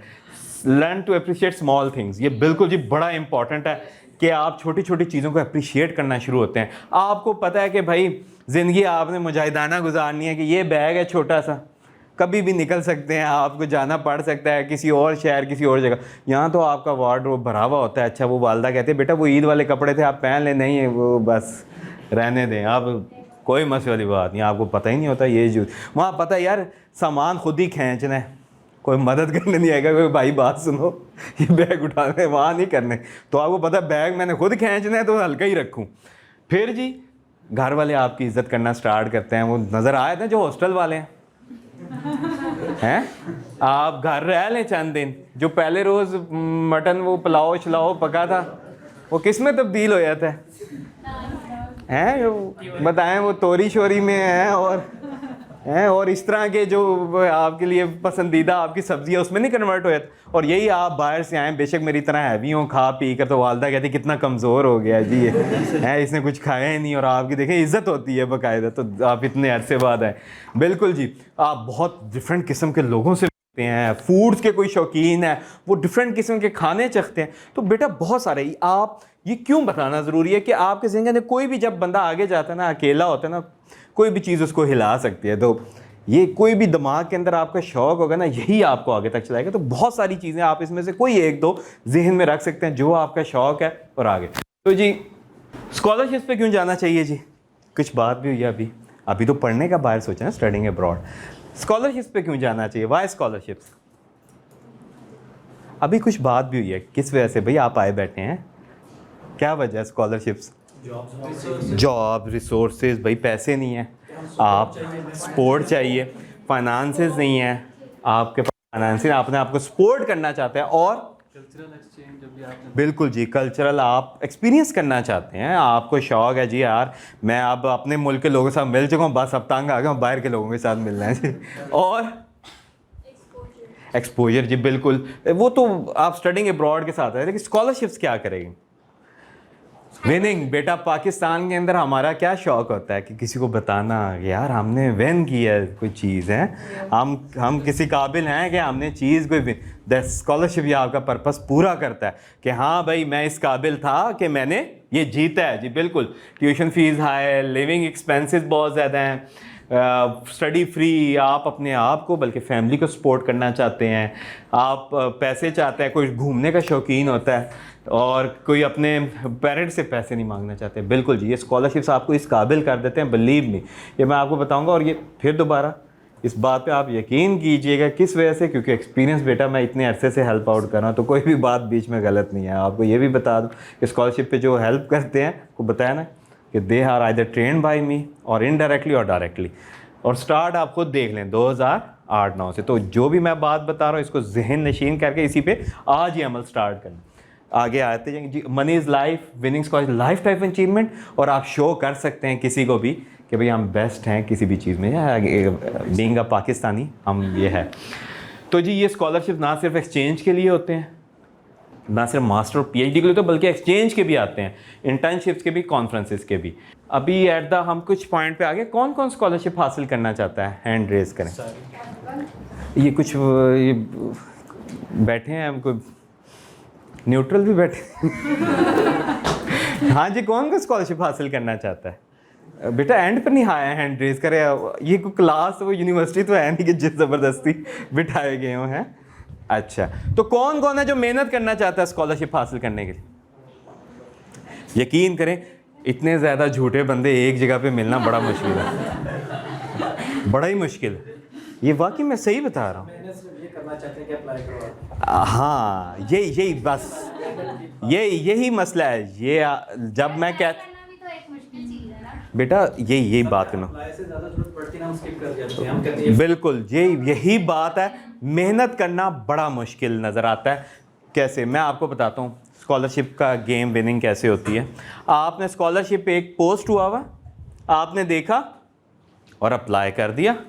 आपने फ़ौरन देखा स्कॉलरशिप्स अप्लाई करने प्रोसीजर क्या है, आपने देखा अच्छा यार इन्होंने ये चीज़ें मांगी हैं, तेज़ी से 5 मिनट के अंदर एप्लीकेशन फिल की, 6 मिनट में अपना CV लगाया और सेंड कर दिया। बताएं क्या होगा? रिजेक्शन। और जी कोई रिजेक्शन तो नहीं ना, ऐसे थोड़ी होता। सर पैसे मांगते हैं। अच्छा जी, और कोई बताना चाहे क्या होगा जी? आपने अप्लाई कर दिया, आप इंटरव्यू की कॉल आ जाएगी। और जी आप लोगों में से कोई बताना चाहे, आप लोगों ने अप्लाई किया, आगे क्या होगा? जो भी आंसर आता है बताएं। कॉल आ जाएगी। और जी हो जाएगी तो फिर एक्सेप्टेंस लेटर। अगर रिजेक्शन हो जाती है तो फिर होप लास्ट हो जाएगी ना। अच्छा हाँ नहीं मिला तो नेक्स्ट में। हाँ जी वेरिफिकेशन। बिल्कुल जी, मैं आपको बताता हूँ ये सारे ज़्यादातर इसी तरफ ही आ रहे हैं। होगा क्या बेटा कि आपने अप्लाई कर दिया, अभी बैठे हुए आप TV शीवी देख रहे हैं, अपने लैपटॉप पे देख रहे हैं कुछ, तो घंटी बजेगी आपकी। ठीक है, आप कहेंगे ये क्या है भाई, घंटी कौन आ गया? आप उठ के दरवाजे पे जाएंगे। हाँ हाँ बिल्कुल, मैं इसी की तरफ आ रहा हूँ। ठीक, इसी तरफ ही आ रहे हैं, बिल्कुल अभी डॉक्यूमेंट्स की तरफ भी आएंगे। तो वो आप जब देखेंगे दरवाजे के ऊपर तो एक बंदा नज़र आएगा जो कि ऐसे झुक के खड़ा हुआ और हाथ में इतना बड़ा बैग है उसके। कहेंगे हाँ भाई आप कौन? कहेंगे आपका नाम ये है? कहेंगे हाँ। तो आपने अप्लाई किया था स्कॉलरशिप पे? कहे जी। तो आपने ये विन कर लिया, ये पैसों का बैग है 70 लाख, तो ये आपको हम दे देंगे। ऑब्वियसली इतना तो वो पे करेंगे आपको। कहेंगे हैं 70 लाख रुपया और हमें दे रहे हैं? कहेंगे ये क्या भाई, कैसे मिल गया मुझे? आप कहेंगे बिल्कुल जी, आपने जब अप्लाई किया तो आपने अपना नाम डाला, फादर का नाम डाला जी, बिल्कुल बड़ा यूनिक कॉम्बिनेशन आया। फिर उसके बाद हमने देखा आपने कौन सी डिग्री की है, BS सॉरी बेटा कंप्यूटर साइंस, ये तो कोई करता ही नहीं है, या BS लिटरेचर, ये तो कोई करता ही नहीं है। अब कहेंगे उसके बाद आपका हमने CV पे NIC नंबर पढ़ा, वो तो ऐसा यूनिक नंबर था किसी और का मैच ही नहीं हुआ। तो इतना कुछ आपने हमारे लिए मेहनत की, तो हम आपको अब ये स्कॉलरशिप का बैग देने आए हैं 70 लाख रुपये। तो ये बताएं जी ऐसा होगा? नहीं बेटा, ये ऐसा बिल्कुल नहीं होगा। बिल्कुल जी बिल्कुल। ये अभी इसी बारे में बात नहीं, एट द एंड कुछ मिस वगैरह उस पर करेंगे। करते हैं ना, कोई भी स्कॉलरशिप चलता है तो वो बेसिकली ऐसे लगता है कि जस्ट होता है ना अपनी वेबसाइट रैंक करवा। बिल्कुल, ये रैंक के लिए वो कॉर्नर वालों की बात करें BS MS PhD, तो इसी तरह ही होता है बेटा। तो ये वो नॉर्मली करते हैं क्योंकि जाहिर बात है उनका वो बिज़नेस है, वो अपने व्यूअर्स ज़्यादा लाना चाहते हैं। तो बेटा ये बताने का मकसद क्या था कि ऐसे नहीं होता, स्कॉलरशिप पे मेहनत लगती है। कैसे? आप जब मैट्रिक के अंदर आए तो आपने मेहनत की अपने इलाके के लोगों के साथ कि मैं इन इलाके के लोगों के मुकाबले पे इतनी मेहनत करूं कि मेरे डिज़ायर्ड कॉलेज के अंदर दाखिला मिल जाए। ऐसी बात थी कि नहीं? जब आप कॉलेज के अंदर आ गए तो आपने मेहनत स्टार्ट की कि यार मैं आप पाकिस्तान के बच्चे जो इस यूनिवर्सिटी, पंजाब यूनिवर्सिटी या किसी भी यूनिवर्सिटी के अंदर अप्लाई करेंगे, मैं उनके साथ मुकाबला करूं कि मैं उस यूनिवर्सिटी के अंदर आ जाऊँ। ऐसी बात है कि नहीं? आपका मुकाबला इसके साथ था। अब आप ग्रेजुएट हो गए तो आपका मुकाबला किसके साथ होगा? इंटरनेशनल लोगों के साथ। तो बेटा सिर्फ और सिर्फ मेहनत करनी है, अपने आप तरीक़ाकार है, इसका प्रोसेस, उसको सिर्फ फॉलो करना है। अगर आप करते हैं तो आपको स्कॉलरशिप मिल जाएगा, ये हो ही नहीं सकता कि ना मिले। एक्चुअली ना कॉन्सेप्ट बन चुका है कि ये स्कॉलरशिप जीनियस लोगों के लिए हम अप्लाई करेंगे, हमारा होना नहीं है, एक ये माइंडसेट हो जाता है। नहीं, ये इस तरह की बात नहीं है बेटा। स्कॉलरशिप्स के ऊपर रिजेक्शन ज़्यादा होती हैं, कई फैक्टर्स अमल कर रहा होते हैं इसके ऊपर। क्या होते हैं जी? कई दफ़ा होता है ऐसे है कि जब स्टूडेंट्स ज़्यादातर अप्लाई नहीं करते, कई स्कॉलरशिप से हमें ये भी नज़र आता है। फिर दूसरी बात यह है कि बेटा अब कई जगह पे कोटा भी होता है हमारा, हमें नहीं नज़र आ रहा होता। कई जगह पे एप्लीकेशन बहुत ज़्यादा इम्पैक्ट डाल रही होती है कि आप कि अभी आगे वो सवाल मैं इसका जवाब देना चाहता हूँ ज़रा फैक्टर्स की तरफ, वो आपको एग्जैक्ट जवाब मिलेगा। ये मैंने बेटा ये बड़े अरसे से मैं इस चीज़ को ना लोगों को गाइड कर रहा हूँ, तो आपको थोड़ा सा वेट कर लें। क्वेश्चंस लेके जाने, मैंने उन्हें कहा है कि बच्चों को उठने नहीं देना आपने, चाहे जो भी मसला हो। तो हमने आज आपको सिखा के ही जाना है, ठीक है ना? तो इसमें परेशानी नहीं लेनी है आपने, और क्वेश्चंस लेके जाएंगे। तो जी मास्टर और डायरेक्ट PhD, आपको पता है लोग डायरेक्ट PhD के ऊपर जा रहे हैं आजकल, मास्टर्स के बाद डायरेक्ट PhD के ऊपर। तो जी क्या है कि आप बैचलर्स के बाद डायरेक्ट PhD के ऊपर जा सकते हैं। कोई मास्टर्स कर रहा है तो वो वैसे अगर PhD के लिए जाना चाहता है, लेकिन बेटा PhD का चूज़ सिर्फ उस वक्त करें इफ़ यू थिंक कि आप वाकई रेडी हैं। तो इट्स अ डिफरेंट स्टोरी। ये बड़ा एक टाइम और हर चीज़ आपको फिक्स करनी पड़ती है, अपना टाइम भी, अपनी फैमिली को भी देखना पड़ता है कि अगर आप रेडी हैं तो you go for this thing. Because PhD का मतलब ये है कि आप खुद ही आइडिया निकालेंगे, खुद ही लड़ेंगे और खुद ही बेइज्जत होंगे और खुद ही इसको फिर डिफेंड करेंगे। तो it's a very long story. तो ये उस वक्त आपने करना है। तो अगर आप रेडी हैं तो आप डायरेक्ट PhD के लिए भी जा सकते हैं। अगर आप एकेडेमिया में आना चाहते हैं तो सोच लें। आप फिर मास्टर्स, जो सोचते हैं यार अभी मेरा माइंड थोड़ा कंफ्यूज है, मैं तो जॉब करना चाहता, तो आप सिर्फ मास्टर्स करें, आगे जॉब करना स्टार्ट करें। अगर दिल करे तो फिर आगे PhD कर लीजिएगा। तो जी आते हैं जी, आप थोड़ा सा हम आगे आ रहे हैं आहिस्ता आहिस्ता सिस्टमेटिक। जी मास्टर्स, दुनिया के अंदर मास्टर्स मेरे नज़दीक दो किस्म के हैं।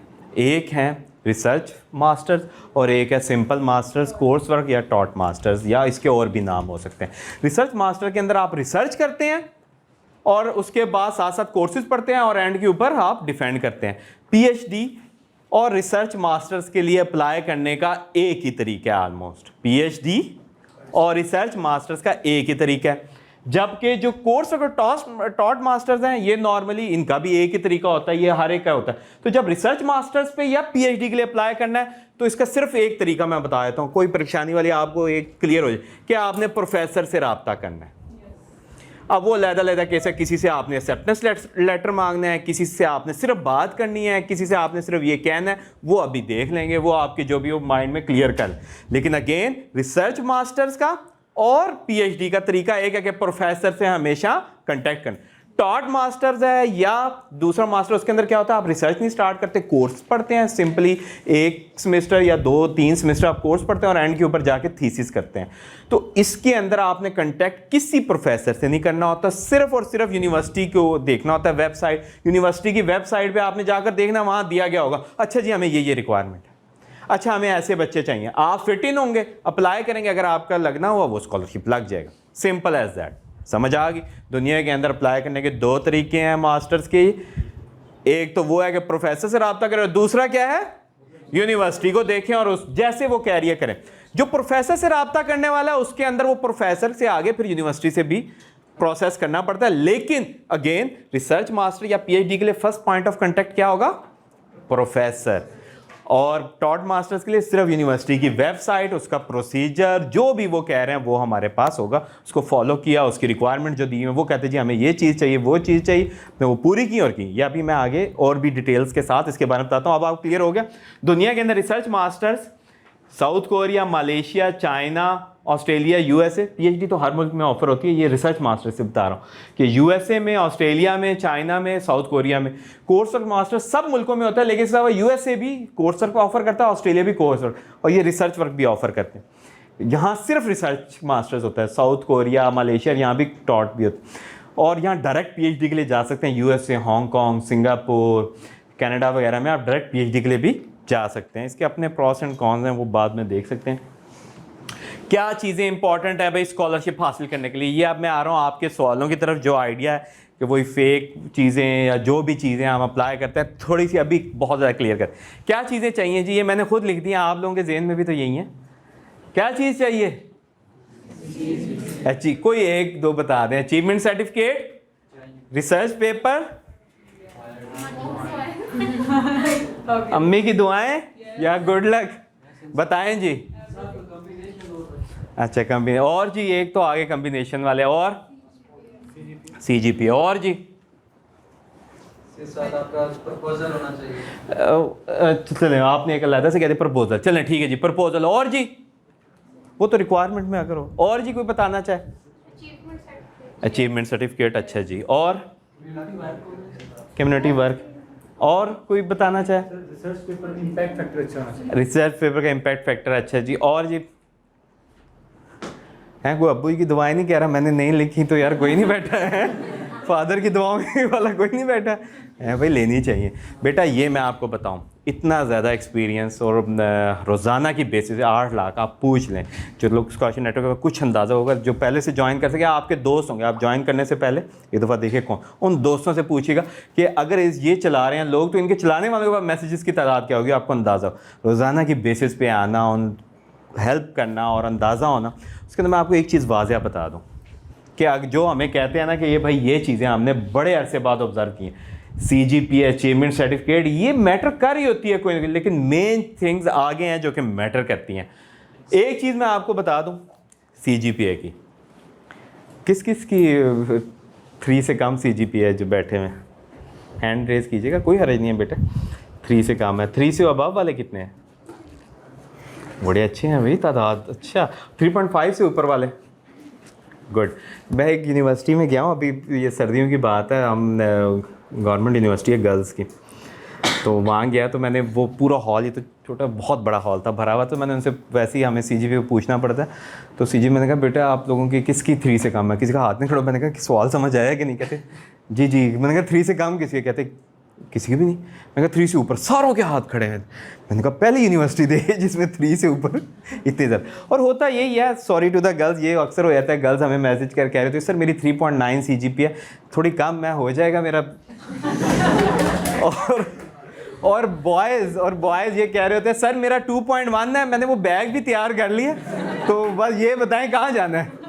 तो ये नहीं, वैसे ये बॉयज़ भी ऐसे करते हैं 3.9, ये सॉरी टू द गर्ल्स, ये वैसे ही जोक बना हुआ है इस वजह से, लेकिन ये दोनों तरफ ही पाया जाता है ये आंसर के बॉयज़ और गर्ल्स दोनों इस तरह की बात कहते हैं। लेकिन मैं आपको आज एक चीज़ बता दूँ, बेटा अगर आपकी CGPA 2 से लेकर 4 तक है तो आप स्कॉलरशिप पे जा सकते हैं। ये आज मैं आपको कह रहा हूँ, ये कोई गलत बात कह ही नहीं सकता जी। हाँ, बैग तैयार करना है, लेकिन साथ तैयारी भी करनी है आपने स्कॉलरशिप के लिए। तो 2 से लेकर 4 तक CGPA वो आप इजीली जा।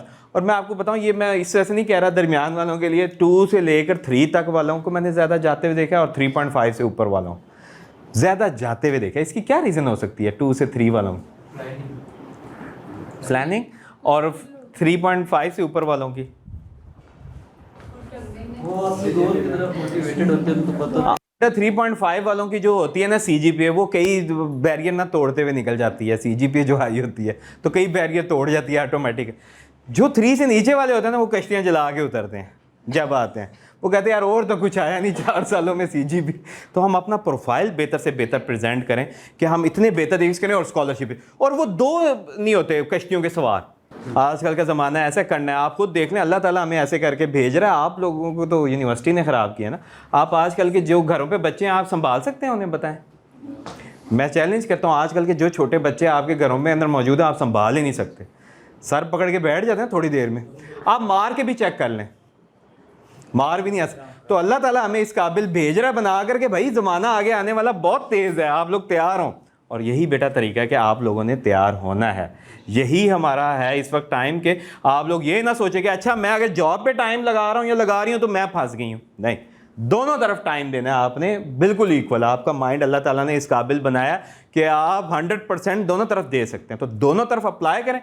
और क्या है जी, ये कोई भी चीज़ मैटर नहीं करती। मैं आपको बार बार बताऊँ, देयर मैनी केसेस। कौन सी चीज़ मैटर करती है? ये 4 चीज़ें। आप कह रहे थे कि प्रोफाइल बेटर करनी है, तो 2 to 3 GPA के मिड में जो लोग हैं तो वो अपनी प्रोफाइल कैसे बेटर करें? अभी बताएंगे, स्कॉलरशिप्स के हिसाब से बताएंगे वो प्रोफाइल कैसे बेटर कर सकते हैं। बेटा वो प्रोफेसर स्कॉलरशिप जाएँ, शॉर्ट क्वेश्चनिंग आंसर यू अभी इस पॉइंट पे, और उस प्रोफेसर के बारे में पढ़ना स्टार्ट करें। रीडिंग तो आपका अपना काम है, और नहीं बेहतर हो रही तो उससे बेहतर करें। अभी बताएंगे, ठहरें जस्ट अभी जैसे हम वहाँ आएंगे हम बताएंगे प्रोफाइल। फिर आप पूछिएगा दोबारा ये शॉर्ट क्वेश्चन के लिए कि जो प्रोफेसर से रब्ता करना है, रब्ते के अंदर तो हम अपने बारे में बेहतर कर सकते हैं ना। हाँ, जहाँ यूनिवर्सिटी ने हमें देखना है वो कहेगी भाई आपके तो है ही नहीं CGPA, हम आपको क्यों लें। ठीक है, समझ आई? अभी हम देखेंगे। देखें जी, ये अपडेटेड और इन्फॉर्म। आजकल के ज़माने में अगर आप अपडेट और इन्फॉर्म नहीं है, you are losing the first step and the main step.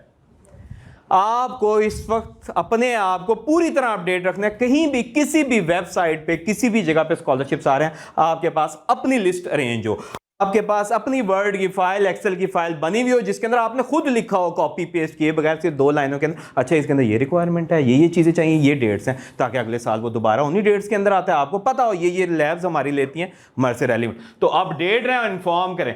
तो क्या चीज़ इस्तेमाल करते हैं जी आप सर्च करने के लिए? हैं? कौन सा?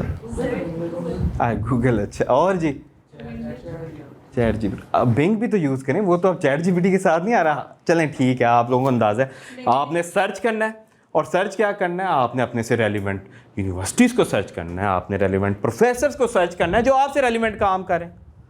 ठीक है, क्या काम करें? आप कहते हैं सर हमें तो पता ही नहीं हमारा काम क्या है। अक्सर बच्चों को यही नहीं पता होता है, भाई अभी डिग्री में आ गए, ज़बरदस्ती वालिदैन ने धक्का देकर भेज दिया या किस्मत ने हमें यहाँ भेज दिया। अब कर बेटा, जो सब्जेक्ट अच्छा लगता है, जो कोई टॉपिक अच्छा लगता है, जो फाइनल ईयर में पहुंच गए, जो उनका प्रोजेक्ट है, जो उनका वो चल रहा है, क्या कहते हैं, रिपोर्ट्स वगैरह, उससे आपका आगे इंटरेस्ट निकलेगा, उसी से रेलिवेंट आप लोगों को ढूंढेंगे और उस तरफ जाएंगे। तो आपने ढूंढना शुरू करना है गूगल के ऊपर, और ये नहीं लिखना what are the scholarships for the computer science field, what scholarships for the literature field. नहीं, start with the small keywords कि यार हमने इस फील्ड के अंदर ये वाला काम किया, उसका कीवर्ड लिखते हैं, फिर उसके बाद फैलाना शुरू करें। साल लिख दें जापान, तो नज़र आएगा अच्छा कुछ प्रोफेसर के नाम, कुछ कंपनीज़ के नाम, अब आप ओपन करना शुरू कर दें।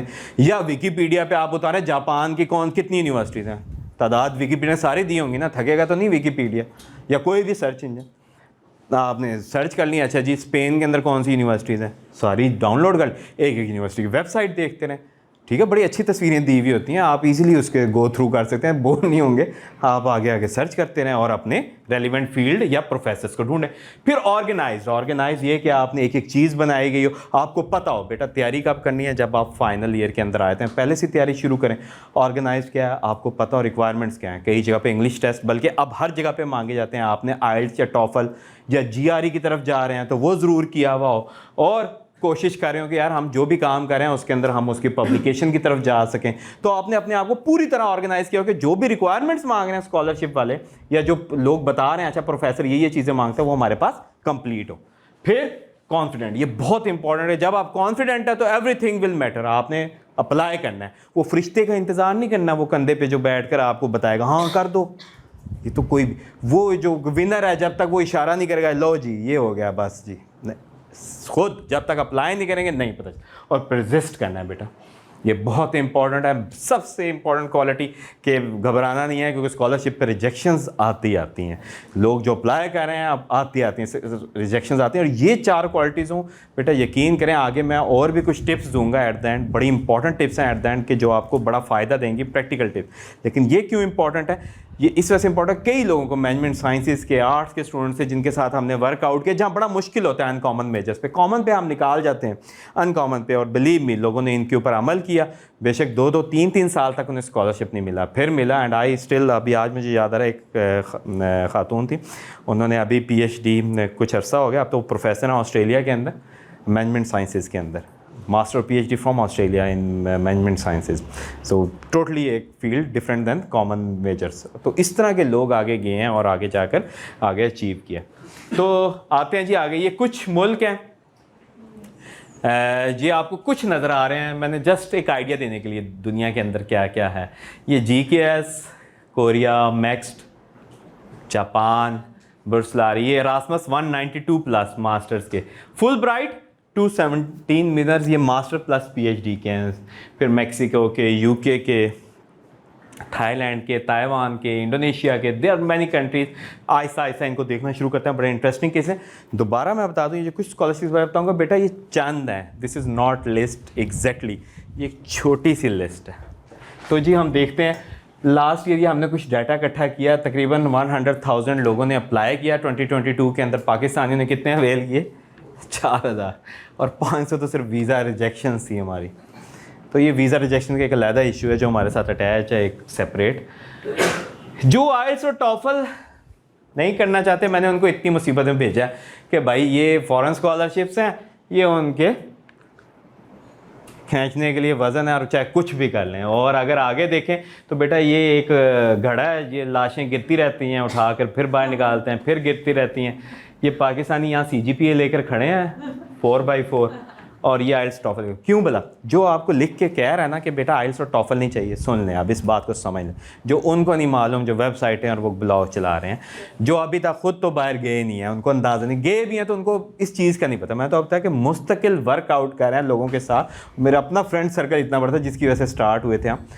एक चीज़ सुन लें, अगर आपको यूनिवर्सिटी कह रही है कि आइल्स और टॉफल नहीं चाहिए, मे बी बात ठीक हो उनकी, एग्जैक्टली, आगे एम्बेसी आपको रो करिए, चाहे जो मर्जी कर लें, एम्बेसी आपको आइल्स और टॉफल के बगैर जाने दे, कि बहुत रेयर चांस है कि वो आपको मास्टर्स के लिए बगैर आइल्स के जाने। PhD पे है, PhD पे इटली पे हमारे से आइल्स ही मांगते, कई जगह पे और भी होता है, लेकिन मास्टर्स के ऊपर बड़ा इलाज।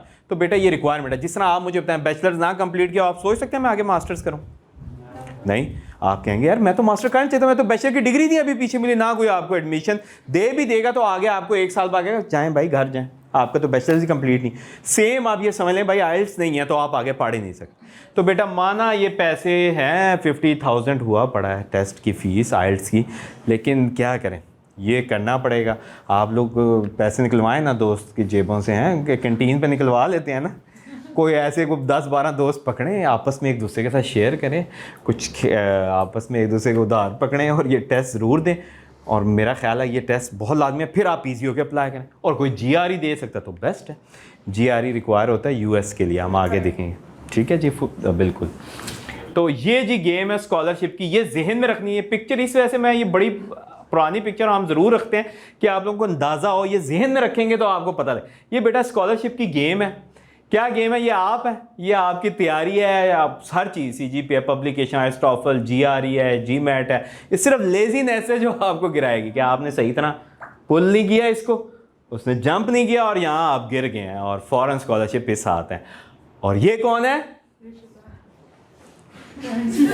ये वो आपके रिश्तेदार और फ्रेंड हैं जो इंतज़ार में बैठे हैं जब गिरेगा एग्जैक्ट उस टाइम की तस्वीर उतारें। वही वाली आपकी फुफ्फो और चाची हैं जो कहेगा हाँ भैया आप तो बाहर जाने की तैयारी कर रहे थे, कहाँ पहुँचे हैं, कब आ रहा है वीज़ा आपका? वो बस उनको बताने की जरूरत नहीं है। देखे ना, घर पे बैठे हैं, पता तो लग ही जाए। क्योंकि बेटा ये बैचलर्स की डिग्री के बाद ना बड़ा मुश्किल होते हैं हालात। आप में से जो पहुंच चुके हैं इसके बाद वो जानते होंगे, जो अभी जा रहे हैं, क्योंकि बेटा ये 4 साल है ना बड़े इजी गुजरते हैं। जब आप मैट्रिक में थे तो हर कोई पूछता था कितने मार्क्स आए हैं भाई, वही चाची मामी चाचू आ गए, कितने मार्क्स हैं बेटे के, यार इन्होंने तो तंग किया हुआ है, अच्छा किस कॉलेज में हो गया, अच्छा फिर शुरू, अच्छा कॉलेज में आपको कितने मार्क्स आए, किस यूनिवर्सिटी में, और किस, अच्छा मेरा बेटा बेटी इस फील्ड के, फिर वो शुरू, फिर 4 साल सुकून के गुजरते हैं। क्या जी CGP है, चलो अच्छा यार आ गई है ना, आप जो भी हुआ वो। लेकिन बेटा जब ये 4 साल ख़त्म होंगे जो सवाल आने हैं वो आपसे बर्दाश्त नहीं हो सकेंगे। क्या आएंगे सवालात? क्या बना, पास हो गए, डिग्री कंप्लीट होगी, जॉब मिली कि नहीं, और जो सवाल बच गया था वो भी आ जाएगा। कौन सा बच गया था?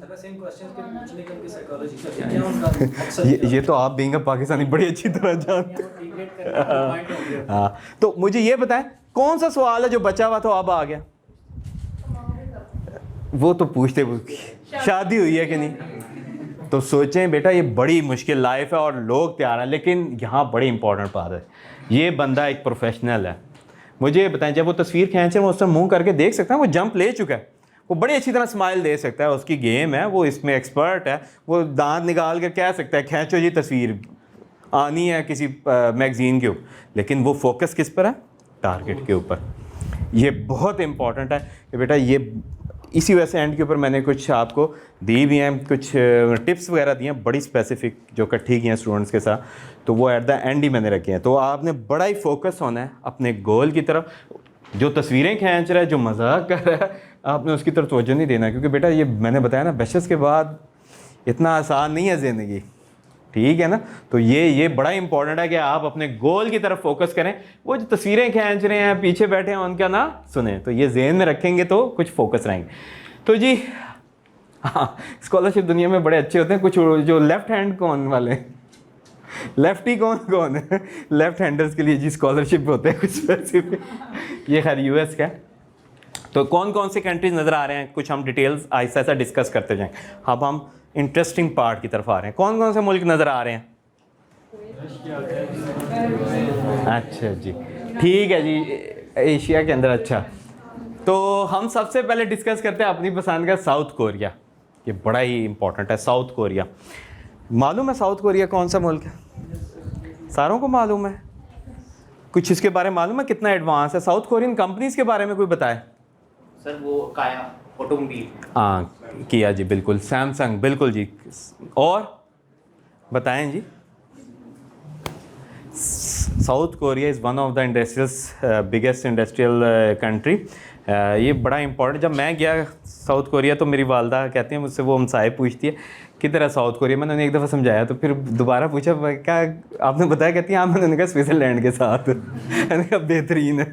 तो बिल्कुल जी, साउथ कोरिया बड़ा एडवांस कंट्री है। जब मैं साउथ कोरिया रह के यूरोप गया तो मुझे लगता था पता नहीं पत्थर के ज़माने में आ गए इतने पुराने लोग। या it is like that. South Korean companies आपको नज़र आती हैं। डेवू आपको नज़र आई, पाकिस्तान आई, आपको नज़र आती हैं। अभी पेप्सी ख़रीदी हुई है उन्होंने। आपको नए वो रेड कलर के केक्स कुछ अर्सा पहले आए हैं ना मार्केट के अंदर, पेप्सी ने लॉन्च किए। रेड कलर के वो केक्स होते हैं और इस तरह करके वो कंपनी, वो पहला हलाल फूड था जब मैंने पहुँचते ही वहाँ खाया था, मुझे इसे याद है 2009 में। तो ये कोरियन कंपनी पेप्सी यहाँ ख़रीदी है, लोटे केमिकल्स वहाँ से आई है। लोटे ने यहाँ ICI ख़रीदी हुई थी। और इसके अलावा आप बड़ी बड़ी कंपनीज़ अगर देखें तो आपको सैमसंग नज़र आएगी, LG नज़र आएगी, हाइनेक्स, डेलिम, यहाँ कंस्ट्रक्शन का हुंडई यहाँ काम करी। तो ये बहुत बड़ी बड़ी इंडस्ट्री। और लोग सैमसंग की जॉब छोड़ते। सैमसंग की इनिशियल पे 2012 में पता कितनी थी? $6,000 वो ट्रेनी को देते थे जो मास्टर्स करके आता था, फॉरेन की letter series. $6,000 per month. Professor $10,000 लेता है साउथ कोरिया के अंदर पर मंथ। प्रोफेसर मतलब ये स्टिल इट्स अ हाई पे, और आप सोचें कितनी। तो लोग ये इतनी बड़ी जॉब छोड़ के पता किस कंपनी के अंदर जाते थे? पॉस्को में। ये उनका भी जाइंट है, ये वर्ल्ड नंबर 1 स्टील मैन्युफैक्चरर्स हैं, इनके प्लांट्स यूएस के अंदर हैं। ये by volume, steel is a very big field, तो इसके अंदर बाय प्रॉफिट वगैरह भी, तो ये बाय वॉल्यूम हाईएस्ट नंबर पे है, नंबर 1। तो लोग इनकी यूनिवर्सिटी, ये बाकायदा यूनिवर्सिटी चलाते हैं, उधर जाते हैं छोड़ के इनकी जॉब्स का। तो भाई बहुत सारी ऑप्शंस हैं, और यहाँ तरीकाकार क्या है? प्रोफेसर से रब्ता कर, आपकी गेम ही ख़त्म होगी CGPA की। आपने प्रोफेसर से रब्ता करना है। प्रोफेसर से कैसे रब्ता करना है, ये बड़ा इंपॉर्टेंट पॉइंट है। मैं आपको एक टिप देता हूँ, आपको समझ आ जाएगी। वो टिप ये है, आपने पाकिस्तान में किसी से काम निकलवाना हो तो क्या करते हैं? रेफरेंस। अच्छा, खुशामद, वेरी गुड यार, ये आप मेरे स्टूडेंट्स को भी बताना है। अच्छा, और कोई नहीं, ये कोई इट्स जस्ट अ जोक। हाँ जी, बताइए, पाकिस्तान में काम निकलवाना हो क्या करते हैं जी? रिश्वत। वो तो पैसे आप उससे खुद ले रहे हैं, रिसोर्स यूज पीछे पड़ जाते हैं। बिल्कुल जी, ये सारी चीज़ें इसी तरह है। आपने क्या करना है, जब आपने किसी से काम निकलवाना हो, आप सबसे पहले तो उसके आसपास के बंदे ढूंढ दें, इसका कोई जानने वाला है जो मेरे इंट्रोडक्शन दे दे। फिर आप उसके कमरे में जाते हैं, कहते हैं भाई वो याद है आपके मामू के, भांजे के, भतीजे के, बच्चे के, वो मैं जानने वाला हूँ। हाँ, बड़ा यार गहरा रिश्ता है। वो आपकी बात सुनना शुरू कर। सेम केस आपने करना है प्रोफेसर के साथ। अब आप खुद तो जा नहीं सकते कि पैर पकड़ने, नहीं पैर नहीं पकड़, ना मिलते कर। आपके पास क्या है, उस प्रोफेसर के साथ उसका रेफरेंस क्या है, उसने जो काम किया हुआ है, उसने जो रिसर्च की हुई है, चाहे वो लिटरेचर का है, चाहे वो मैनेजमेंट का है, चाहे वो आर्ट्स का है, चाहे वो साइंसेस, जो उसने काम किया हुआ है वो पब्लिश किया हुआ है। वो पब्लिश काम पढ़ा और अपने आप को उसके मुताबिक बनाया। अब आपकी CGPA भी नहीं है, कुछ भी नहीं है, तो भाई आंखें और दिमाग तो है ना पढ़ने के लिए, तो वो आपने बेहतरीन तरीके से पढ़ना है, समझना है। अब उसने काम तो बड़ा हाई किया, अब पढ़ने से क्या फ़ायदा है? अब आपने उसको ईमेल लिखनी है, उसके अंदर सिर्फ 2 लाइनों में अपने बारे में बताया। हाँ, जो 3 वाले बैठे हैं ऊपर अबव वाले, वो ये कहेंगे ना मेरी जी गोल्ड मेडल है, मैं 3 कहेगा भाई रोजाना मुझे बच्चे रब्ता करते हैं जिनकी हाईएस्ट CGPA है, मैं क्या करूं? आप भी तो उसी को रखते हैं जो ये काम कंपैटिबल हो, तो वो भी उसी को रखे जो कंपैटिबल हो। आपने कंपैटिबिलिटी कैसे होगी? सर आपने तो ये इस लिटरेचर पे काम किया, आपने तो इस टेक्नोलॉजी पे काम किया, मैंने भी किया, पर आपका तो हाई लेवल है, मैंने ये पोर्शन पे लो लेवल पे काम किया हुआ, आपने अपने आप को रिलेट। प्रोफेसर ने कहा यार ये तो मेरे लैब की चीज़ें पढ़कर समझ रहा है, तो मैंने इसको सिर्फ बुलाना और ये फिट हो जाएगा। बीच में आपने कंपैटिबिलिटी शो की, साथ अपनी CV अटैच की, और कोई चीज़ ना अटैच करें, क्योंकि वो बाकी रिसर्च प्रपोजल वगैरह जो बात करते हैं, बेटा you are giving him some option to reject you. आप वीक हैं प्रपोजल में और बाकी चीज़। हाँ, CV में आप बेस्ट हैं, क्योंकि बेटा CV तो आपका वो काम है जो कर चुके हैं। बीच में थोड़ा बहुत ही झूठ लिखते हैं ना, ज़्यादा तो नहीं ना डालते, तो वो भी डिस्कस कर लें। तो आपने वो अपनी CV अटैच की, प्रोफेसर से बात स्टार्ट होगी। बस उसके बाद यहाँ साउथ कोरिया में आप उससे ये नहीं कहते एक्सेप्टेंस लेटर, आप उससे कहते हैं सर मैं आपकी लैब में आना चाहता हूँ, आपका फंड है। यहाँ कंपनीज उसको फंड देती हैं प्रोफेसर को ज़्यादातर केसेस में।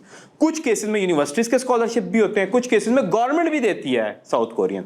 आजकल जैसे बैचलर्स डिग्री का आया हुआ है, अभी हुआ हुआ ओपन बैचलर डिग्री का भी पोस्ट किया हमने, वो ये हमें बैचलर डिग्री पे भी देते हैं। खैर ये मास्टर्स और PhD का मैं अभी बता रहा हूँ कि मास्टर और PhD के लिए क्या करते हैं जी। तो इसके कई तरीके, लेकिन हर केस में प्रोफेसर से रब्ता करना जरूरी है। तो क्या आता है जी, GKS आता है गवर्नमेंट का, इनकी इसके 2 पाथ होते हैं अप्लाई करने के गवर्नमेंट के। एक होता है पाथ कि हम एम्बेसी से रब्ता करें और वो हमें नॉमिनेट करेगी स्कॉलरशिप के लिए। एक पाथ होता है यूनिवर्सिटी से रब्ता करें, तो जिसकी हाई CGPA है वो जाता है एम्बेसी की तरफ, जिसकी कम CGPA है वो जाता है यूनिवर्सिटी की तरफ, और फिर वो सिलेक्शन करती है और हेड ऑफिस में भेजते हैं जी। एम्बेसी भी सिलेक्ट करेगी, 5 बच्चे समझ सेलेक्ट किए, और यूनिवर्सिटी में भी 20-30 बच्चे सेलेक्ट किए और भेज दिए ये हेड ऑफिस की, ये भी हमारे बच्चे हैं। उनमें से वो सिलेक्शन मेन सारों को उठा लेते हैं, अच्छा जी ये हम आपकी सिलेक्शन है। अगर नहीं उठाते तो प्रोफेसर के स्कॉलरशिप पे जाएं, कंपनियां देती हैं।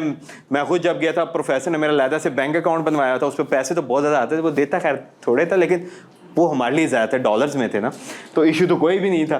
तो प्रोफेसर के स्कॉलरशिप बहुत ज़्यादा हाई होता है, काम करवाते हैं, डायरेक्ट प्रोजेक्ट्स के ऊपर आप कर सकते हैं। फिर यूनिवर्सिटीज़ के अपने होते हैं स्कॉलरशिप, कई यूनिवर्सिटीज़ देती हैं। ये UST अभी ओपन हो गया, बहुत हाईली पेड है। तो वही क्या है, प्रोफेसर को ढूंढा, कैसे ढूंढेंगे, वही भाई लिस्टें उतार लें किसी भी सर्च इंजन से, एक यूनिवर्सिटी को ढूंढना शुरू, अपना फेवरेट सब्जेक्ट कीवर्ड निकालें और ढूंढना शुरू करें और कर लें, और कवर ईमेल बनाएं अच्छी सी, जो भी बताया, CV लगा दें, रिसर्च CV लगाएं। नॉर्मली जो CV आप बनाते हैं ना बेटा, वो जॉब्स के लिए आपने बनाई, रिसर्च CV होती है, 1 लाइनर नहीं होती, आई डिड दिस इंटर्नशिप या डिड दिस वर्क, बस नहीं, उसके अंदर आप थोड़ा सा डिटेल में बताते हैं। बेशक कंपनी ने बैठ के एक्सेल शीटें ही बनवाई हों, लेकिन आप बताते हैं एक्सेल शीटों में क्या बनाया है डिटेल टेक्निकली इन पैराग्राफ। तो आपने छोटा सा 2 लाइनों का, मतलब 2 लाइनें 3 लाइनें डिटेल के साथ वो बुलेट पॉइंट्स के अंदर कि प्रोफेसर पढ़ते ही समझ जाए कि आप वाकई उससे रिलेट करते हैं और वो वाले एक्सपीरियंस या वो वाली डिग्री ऊपर ले आए जो प्रोफेसर की रेलिवेंट है। तो वो रिसर्च सीवी होती है, आपने किया। आइल्स और टॉफल भी रिक्वायर है, आप एम्बेसी को रिक्वायर है, वो ज़रूर दे दें और आपने कर दिया जी। और रेफरेंस लेटर चाहिए होता है, वो आपने ज़रूर लेना होता है प्रोफेसर से।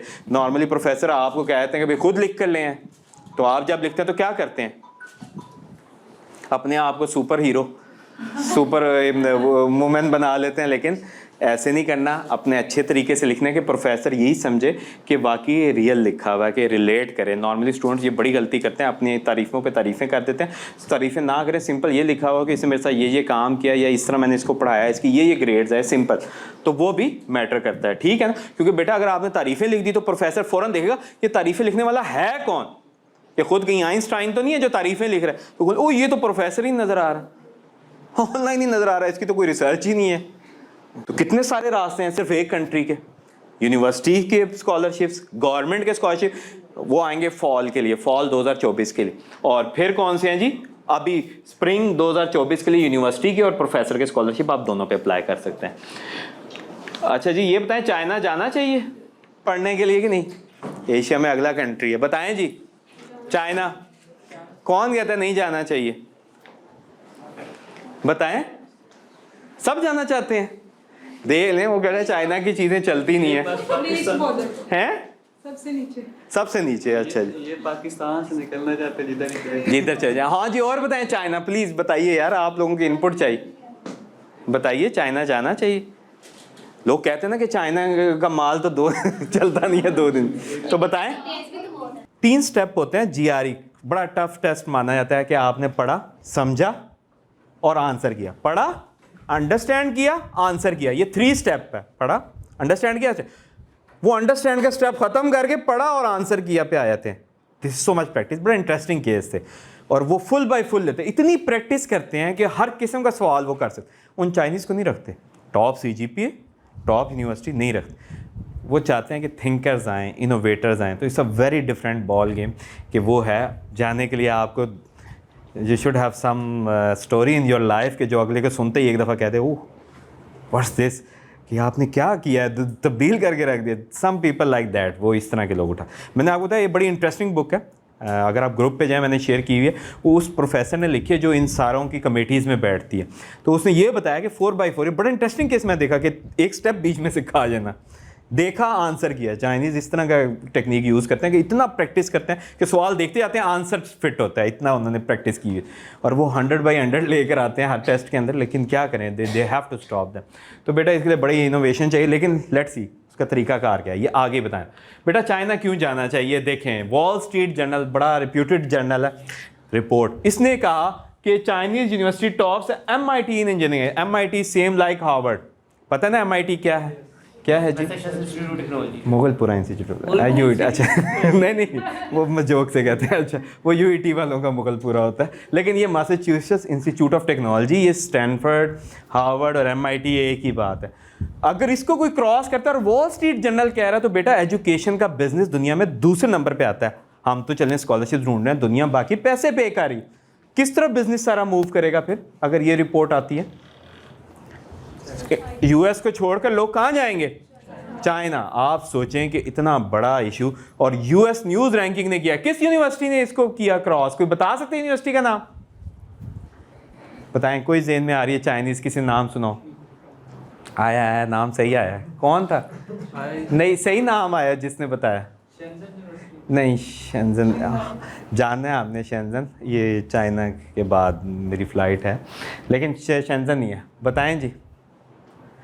शिंगुआ यूनिवर्सिटी है जिसने क्रॉस किया, और इनकी अपनी रैंकिंग के अंदर। तो आप सोचें कि इसका मतलब है उनको इतने मजबूर हो गए करना पड़ेगा। तो रैंकिंग ये नहीं होती बेटा कि बस वो कुछ एम्प्लॉयर से वो रेपुटेशन लेते हैं, एम्प्लॉयर्स ऑफ पार्टिसिपेशन, अलमनाई के आउटकम्स, ग्रेजुएट एम्प्लॉयमेंट रेट, कि हर चीज़ बड़ी, it's not just one factor, इतने सारे फैक्टर मिक्स होकर जब एक यूनिवर्सिटी इतनी ऊपर आ जाए, आपका ख्याल है वो थोड़े से फ़र्क के साथ नीचे किया होगा उन्होंने भाई सही करके उसको पीछे किया है कि वो उनको ऊपर लाना पड़ गया।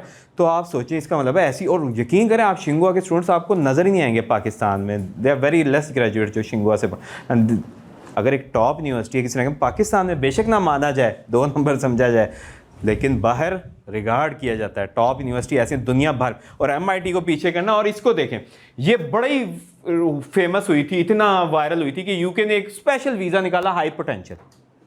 उन्होंने कहा ये हाई पोटेंशियल लोग हैं हमारी तरफ से डिफाइंड, हम इनको डायरेक्ट वीज़ा देंगे, ठीक है, वो गोल्डन वीज़ा, वो भी सेम है। अच्छा दूसरा हांगकॉन्ग के बारे में कोई बता सकता? बेटा इस वक्त अगर दुनिया के अंदर किसी एक जगह पर सबसे टॉप रैंक यूनिवर्सिटी मौजूद है ना छोटे से रकबे के अंदर, तो वो हांगकॉन्ग। 6-7 यूनिवर्सिटी टॉप 100 के अंदर, टॉप 100 के अंदर आना। और हाईएस्ट HPKFS पता है कितने पैसे देता है पर मंथ? पिछले रोज मुझे बता रहा था एक दोस्त, 8 लाख पर मंथ पे है उनकी, 8 लाख HPKF। तो ये स्कॉलरशिप्स प्रोफेसर से आप बात करेंगे वो 2 मिनट के बाद कहेगा आ जाओ ऑनलाइन, तैयारी करके बात करना। अक्सर ये केसेस देखा गया, प्रोफेसर को ईमेल की ना, वो कहता आ जाओ 2 घंटे बाद ऑनलाइन, मैं तुम्हारा इंटरव्यू कर लेता हूँ। ओ मैं तो अभी बैठ के ये जाली चीज़ बनाई है अपना पूरा पोर्टफोलियो मैंने डिज़ाइन किया, और प्रोफेसर कहता है पढ़े बगैर आ जाओ। तो इसका क्या मतलब है, आपने बड़ी अच्छी तरह, और प्रोफेसर फ़ौरन करते हैं। ये दिसंबर डेडलाइन होती है इसकी, 1 दिसंबर वगैरह। और HPKFS के लिए एक चीज़ बता दूं, ये हाई CGPA को लेता है, लेकिन जब प्रोफेसर से रब्ता करना है प्रोफेसर खुद ही बता देता है कि बेटा HPKFS पे ना हो, लोकल स्कॉलरशिप लो यूनिवर्सिटी का, वो भी 5-6 लाख रुपया पर मंथ देता है, बड़े हाई रैंक है। तो वो क्या करते हैं, यूनिवर्सिटी का लोकल, वरना आप HPKFS, अगर बड़े हाई CGPA होल्डर्स हो HPKFS प्रोफेसर खुद बता रहा होगा, वरना आप क्या करेंगे, लोकल स्कॉलरशिप प्रोफेसर, यूनिवर्सिटी का जो स्कॉलरशिप है, यहाँ प्रोफेसर के पास नहीं यूनिवर्सिटी का, और होते हैं। तो बहुत सारे स्टूडेंट जाते हैं, बेटा IELTS और TOEFL ज़रूर चाहिए होता है, और रिसर्च असिस्टेंटशिप प्रोफेसर क्या करता है, रिसर्च असिस्टेंटशिप पर रख लेते हैं। और अगेन ये मास्टर्स के लिए भी करते हैं, और मास्टर लीडिंग को PhD के लिए भी रखते हैं, और PhD के लिए भी, तीनों केसेस। सिंगापुर के आते हैं, सिंगा बड़ा टॉप का स्कॉलरशिप है, बड़ा कंपटीटिव, GRE मांगता है, ये टेस्ट होता है जी, ये भी एक। और ये भी आप सारा साल प्रोफेसर से रब्ता कर सकते हैं, यूनिवर्सिटी के अपने होते हैं, और रिसर्च असिस्टेंटशिप्स भी होते हैं। लेकिन अगेन ये IELTS और TOEFL भी मांगते हैं, और GRE मांगते हैं। Singapore is one of the richest countries है, और इसकी यूनिवर्सिटी भी अच्छे रैंकिंग के अंदर, तो आप सिंगापुर के अंदर। थाईलैंड, इसकी भी यूनिवर्सिटी टॉप रैंकिंग है, AIT Asian Institute of Technology, Sirindhorn है, यहाँ लोग अप्लाई करते हैं, बड़ा अच्छा स्कॉलरशिप देते हैं, इनकी यूनिवर्सिटी के स्कॉलरशिप्स आते हैं, और आप वहाँ अप्लाई कर सकते हैं डायरेक्ट यूनिवर्सिटी के अंदर। इंडोनेशिया जी बड़ा फैक्टर है, आजकल शेयर हो रहे हैं ना इंडोनेशिया के, बहुत ज़्यादा हो रहे हैं ना इंडोनेशिया के, जो लोग देखते रहे। इंडोनेशिया बड़ा टारगेट था। मैं अभी ये सर्दियों के बीच में जब एक्सपो था कराची गया, तो वहाँ मशीनरी एक्सपो हो रहा था, वहाँ इंडोनेशियन एम्बेसी आई हुई थी, तो लोगों को नहीं पता था, तो मुझे तो आइडिया हुआ था, मैं गया घूमता हुआ वहाँ, तो मुझे नज़र आई ये मशीनरी वाले एक्सपो, हमारा एक्सपो और था एजुकेशन, तो EU की तरफ से मैं आया हुआ, तो वो अलहदा चल रहा था, और मशीनरी वालों के 3-4 हॉल थे, वो एक्सपो सेंटर कराची के, तो हमारा एक हॉल, तो 3-4 हॉल में तो मैंने गुजरा, तो वो अंदर खड़े हुए थे एम्बेसी वाले, क्योंकि वो मशीनरी के ऊपर कुछ उनका भी था, उनकी भी कुछ कंपनीज आई हुई थी। तो मैंने उनसे कहा कि यार आप लोगों को तो मैं बड़े अरसे से जानता हूँ, कि उन्होंने मुझे कहा आपका नाम हमने सुना। मैंने कहा अच्छा, जो स्कॉलरशिप पे अप्लाई करते हैं हम इसको 2015 से इंडोनेशियन स्कॉलरशिप पे अप्लाई करते हैं, लोगों को हम उस वक्त से मोटिवेट करें। इंडोनेशिया हमारे नज़दीक एक लॉन्च पैड है। लॉन्च पैड का मतलब समझते हैं ना, यू जस्ट मूव देयर और आपकी लॉन्च है अब। तो हमारे लिए एक लॉन्च पैड है कि आप यहाँ पहुँच जाते हैं, आप आगे। इंडोनेशियन यूनिवर्सिटीज़ दुनिया की उन यूनिवर्सिटीज़ के अंदर है जिनके सब ज़्यादा कॉन्ट्रैक्ट्स हैं बाहर की यूनिवर्सिटीज़ के साथ। एक्सचेंज, आप एक दफ़ा इंडोनेशिया पहुँच गए, यू आर एक्सचेंज स्कॉलर। एक यूनिवर्सिटी ऐसी उसके हाईएस्ट हैं, जिस जगह भी बात हो। पिछले हफ्ते मेरी एक फ्रेंच यूनिवर्सिटी के साथ बात होती, मैं उनसे कॉल पे बात करा, तो मुझे कहते हैं कि हमारा उस यूनिवर्सिटी, मैंने कहा ये वो वाली यूनिवर्सिटी नहीं है? कहते हैं जी बिल्कुल वो यूनिवर्सिटी। गादा मजा है, इतने इसके कॉन्ट्रैक्ट्स है, कहीं बाहर चले जाएं कार्ड निकाल के कोई ना कोई इनका बंदा पहुंचा था, सर ये आप हमारे साथ कोलैबोरेशन करना चाहें, मतलब यहाँ आप पहुँच जाएँ। इंडोनेशिया पैसे भी दे रहे हैं आपको। एक बंदे की स्टोरी हमने शेयर की थी 2017 की बात, प्रोफेसर है वो पेशावर में से, हमने सुनाई कि जब वो गया उसको कहीं नहीं मिलता स्कॉलरशिप, इंडोनेशिया चला गया। इंडोनेशिया गया तो वहाँ ना उसने जाकर लैंग्वेज सीख ली इंडोनेशियन। तो जो जैपनीज़ आते थे उनको घुमाता था, इंग्लिश समझ के आती थी उससे, तो वो उनके साथ साथ घुमाता रहता था। इंडोनेशिया पैसे कमाता था स्कॉलरशिप के साथ। कहता मेरा जो PhD का प्रोफेसर था मुझे उसी घुमाने के दौरान मिल गया। मैंने उससे कहा कि मुझे कहता तुम आ जाओ जापान। कहता मैं जापान, फिर स्कॉलरशिप पे चला गया और मैं जापान जाके जैपनीज सीखी, फिर मैं इंडोनेशियंस को घुमाता था। तो ये देखें कि कैसे रास्ता निकाला, स्कॉलरशिप उसके पास था। तो ये इससे हमें समझ आई। और आपको पता है इस साल सबसे हाईएस्ट स्कॉलरशिप पाकिस्तानियों ने ये विन की है, KNB धर्मा सिस्वा। धर्मा सिस्वा वो वाला स्कॉलरशिप है कि मैट्रिक पास नौजवान भी जा। अगर आपके घर पे कोई ऐसे बंदे मौजूद है जो पढ़ाई नहीं करते और कुछ नहीं करते, उनको धर्मा सिस्वा पे भेज दें। 12 महीने का प्रोग्राम है जिसके अंदर वो कल्चरल एक्सचेंज है, 10 से 12 माह का प्रोग्राम है कल्चरल एक्सचेंज का। धर्मा सिस्वा पे 30 बच्चे हैं, तो हमने उससे दिखाया, उसने बाकायदा शेयर किया। अब तो पर्सनल नंबर भी उसने शेयर किया, वो जो इनका एजुकेशन अताशे है उसने बाकायदा शेयर किया कि धर्मा सिस्वा पे। और फिर इसी तरह बच्चे की एक की कॉल आई, KNB पे हुआ था और ट्रैक्टर चला रहा था। उसने मुझे बताया सर मैं अब भी हल चला कर आ रहा हूँ और ये हमने कहता और कोई पैसे नहीं है। और मैंने उसको स्टोरी बाकायदा बताई इंडोनेशिया में, यार एक बंदा KNB पे ऐसा जा रहा है। वॉज वेरी हैप्पी कि हमने ऐसे लोगों को सपोर्ट किया। तो धर्मा सिस्वा और KNB बैचलर्स के लिए भी होता है आगे जी, सॉरी मास्टर्स के लिए और PhD के लिए। और धर्मा सिस्वा मैट्रिक पास नौजवानों के लिए ये नॉन डिग्री प्रोग्राम है 12 महीने का। तो इंडोनेशिया की अपनी यूनिवर्सिटीज़ के भी बहुत ज़्यादा आ रहे हैं आजकल। आप देख रहे हैं कुछ ग्रुप शुरू हुए हैं काफ़ी ज़्यादा, हम भी कोशिश कर रहे हैं इंडोनेशिया जाएँ, लॉन्च पैड के तौर पे यूज़ करें एंड जंप। और आपको पता है Indonesia is one of the biggest tourist destination as well. तो दुनिया भर के लोग वहाँ आते हैं, तो खुद भी घूमें उनको भी घुमाएँ। सर आइल्स एंड टॉफल के लिए इसके लिए जी जो आइल्स और टॉफल नहीं अभी चाहिए, इसके लिए नहीं चाहिए, लेकिन अब हो जाएगा वैसे आने वाले वक्तों के अंदर, लग रहा है हमें। जहाँ पाकिस्तानी ज़्यादा हो जाए वहाँ हो जाता है। रशिया जी, रशियन गवर्नमेंट इस पर बहुत ज़्यादा स्पेंड कर रही है, लेकिन अब तक ट्यूशन फ़ीस है, लेकिन there are still some scholarship जो गवर्नमेंट देती है। यूनिवर्सिटीज़ के अपने भी होते हैं। ये नॉर्मली यहाँ कराची में इनका कॉन्सुलेट है, उसका वो पेज भी RSC करके वो ज्वाइन कर लें, वो आपको फेसबुक पे भी दिखा देंगे, कोई ना कोई मिल जाएगा। मलेशियन गवर्नमेंट हमें दे रही है। मलेशियन गवर्नमेंट के आते हैं, कॉमनवेल्थ के आते हैं अंडर द मलेशियन गवर्नमेंट, वो भी हमें देती है। टर्की के बर्सलारी आते हैं जी, आइल्स और टॉफल चाहिए होता है, और यूनिवर्सिटी के अपने भी आते हैं। टर्की के अंदर ना सिर्फ इसके हैं, बल्कि मुझे कई स्टूडेंट्स ऐसे मिले जिन्होंने बताया कि बर्सलारी से ज़्यादा पैसे कुछ यूनिवर्सिटीज़ को दे रही हैं। यूनिवर्सिटीज़ के अपने स्कॉलरशिप बर्सलारी से ज़्यादा दे रहे हैं पैसे, ये बर्सलारी गवर्नमेंट का स्कॉलरशिप। तो आप देख सकते हैं जी, टर्की का आइल्स और टॉफल चाहिए, यहाँ भी मलेशिया में भी आइल्स और टॉफल चाहिए आपको। आइलेट्स या टॉफल मैं कह रहा हूँ, अच्छा दोनों इंग्लिश के टेस्ट हैं, या दोनों नहीं एक। ताइवान बिल्कुल जी, रशिया के लिए नहीं, वैसे वो मांग रहे हैं, एम्बेसी मांग रही है, लेकिन अभी तक ये इस वजह से है कि थोड़ा सा इसके अंदर है, एम्बेसी इशू कर देती है वीज़ा, लेकिन वो मांगते ज़रूर हैं। लोगों को इशू हुए हैं जो बगैर इसके हैं, लेकिन अभी तक फुली फंडेड एग्जैक्टली नहीं है। कुछ ना कुछ सपोर्ट गवर्नमेंट कर रही होती है, बच्चे यही कहते हैं कि हम करें, क्योंकि रशिया ऐसा ऐसा ओपन अप हो रहा है। अच्छा, ताइवान क्या है जी? ताइवान जो बताया, यूनिवर्सिटीज़ के प्रोफेसर से रब्ता किया, यूनिवर्सिटीज़ के अपने स्कॉलरशिप्स होते हैं, GRE कुछ में चाहिए होता है, ज़्यादातर आइल्स और टॉफल चाहिए होता है, और ये दोनों में आते हैं, स्प्रिंग में भी फॉल में भी। जिस तरह कोरिया का स्प्रिंग में भी फॉल में भी, चाइना का सिर्फ एक में, ठीक है, फॉल के अंदर। तो आपने यहाँ बहुत सारे होते हैं, TIGP भी आता है, इसके लिए भी लोग अप्लाई करते हैं। फिर ब्रुनाई गवर्नमेंट का आता है, ये आता है, आप इस पर अप्लाई कर सकते हैं जी। आइल्स और टॉफल चाहिए होता है, गवर्नमेंट का स्कॉलरशिप है ब्रुनाई का, ये हर साल अनाउंस होता है, ईयरली आते हैं। साउथ अमेरिका जी, कौन से कंट्रीज नज़र आ रहे हैं? बिल्कुल जी, चलें जी, ब्राज़ील, चिली, अर्जेंटीना, ये सारी कंट्रीज़ का एक है कि यूनिवर्सिटीज़ को आपने जहाँ सर्च किया, यूनिवर्सिटीज़ की अपनी रिसर्च असिस्टेंटशिप्स होती हैं, प्रोफेसर से भी रब्ता करते हैं, या यूनिवर्सिटी के अपने स्कॉलरशिप होते हैं। और नॉर्मली जो रिसर्च असिस्टेंटशिप है या जो आपको यूनिवर्सिटी क्या कहते हैं स्कॉलरशिप देगी, वो कवर करते हैं आपकी ट्यूशन फ़ीस, क्योंकि बड़ी लो ट्यूशन फ़ीस है, सब्सिडाइज्ड है। ख़ास तौर पे लोगों ने हमें कहा कि यार ठीक है, ब्राज़ील का तो हमने सुना हुआ है, चिली और अर्जेंटीना क्या करें? आपको पता है Chile is a very rich country. Search कीजिएगा, मुझे भी शुरू में हुआ, मैंने जब मुझे एक स्टूडेंट ने आया ना कि सर चिली नहीं, हमने चिली मैं पहुंचा हुआ हूँ तो स्कॉलरशिप मिला है, तो मैंने कहा यार किस गरीब मुल्क में बैठे हो? हाँ जी, तो मैंने उससे पूछा, मैंने कहा किस मुल्क में बैठे हो तुम? मुझे कहता है कि सर मैं तो बड़े अच्छे पैसे ले रहा हूँ। मैंने कहा ये तो बड़ा गरीब सा मुल्क है। कहता है सर एक दफ़ा सर्च तो करें। तो मुझे बड़ी हैरत हुई कि मैंने सर्च किया तो इनका तो GDP बहुत हाई है और ये बड़ा अर्निंग कंट्री है। तो चिली की यूनिवर्सिटीज़, बड़ा इंटरेस्टिंग केस क्या है, आप यूनिवर्सिटीज़ की रैंकिंग निकालें और उसके अंदर अगर सर्च करें तो चिली की यूनिवर्सिटीज़ आपको रैंकिंग के अंदर नज़र आएंगी। फिर अर्जेंटीना है, यहाँ की यूनिवर्सिटीज़ भी रैंकिंग नज़र आएंगी। और कई हमारे स्टूडेंट्स गए हैं जो कि यहाँ जस्ट लो ट्यूशन फीस की वजह से they are paying from their research assistantships. फिर यूरोप आता जी, यूरोप के अंदर अगेन एरास्मस फर्स्ट, ठीक है, full bright of the Europe. ये 100+ प्रोग्राम होते हैं। प्रोग्राम हर साल कितने आते हैं? 100+। आप जिस भी फील्ड से हैं वो मौजूद होगी। क्यों भला? ये इस तरह नहीं होते masters in computer science, masters in chemistry, masters in literature.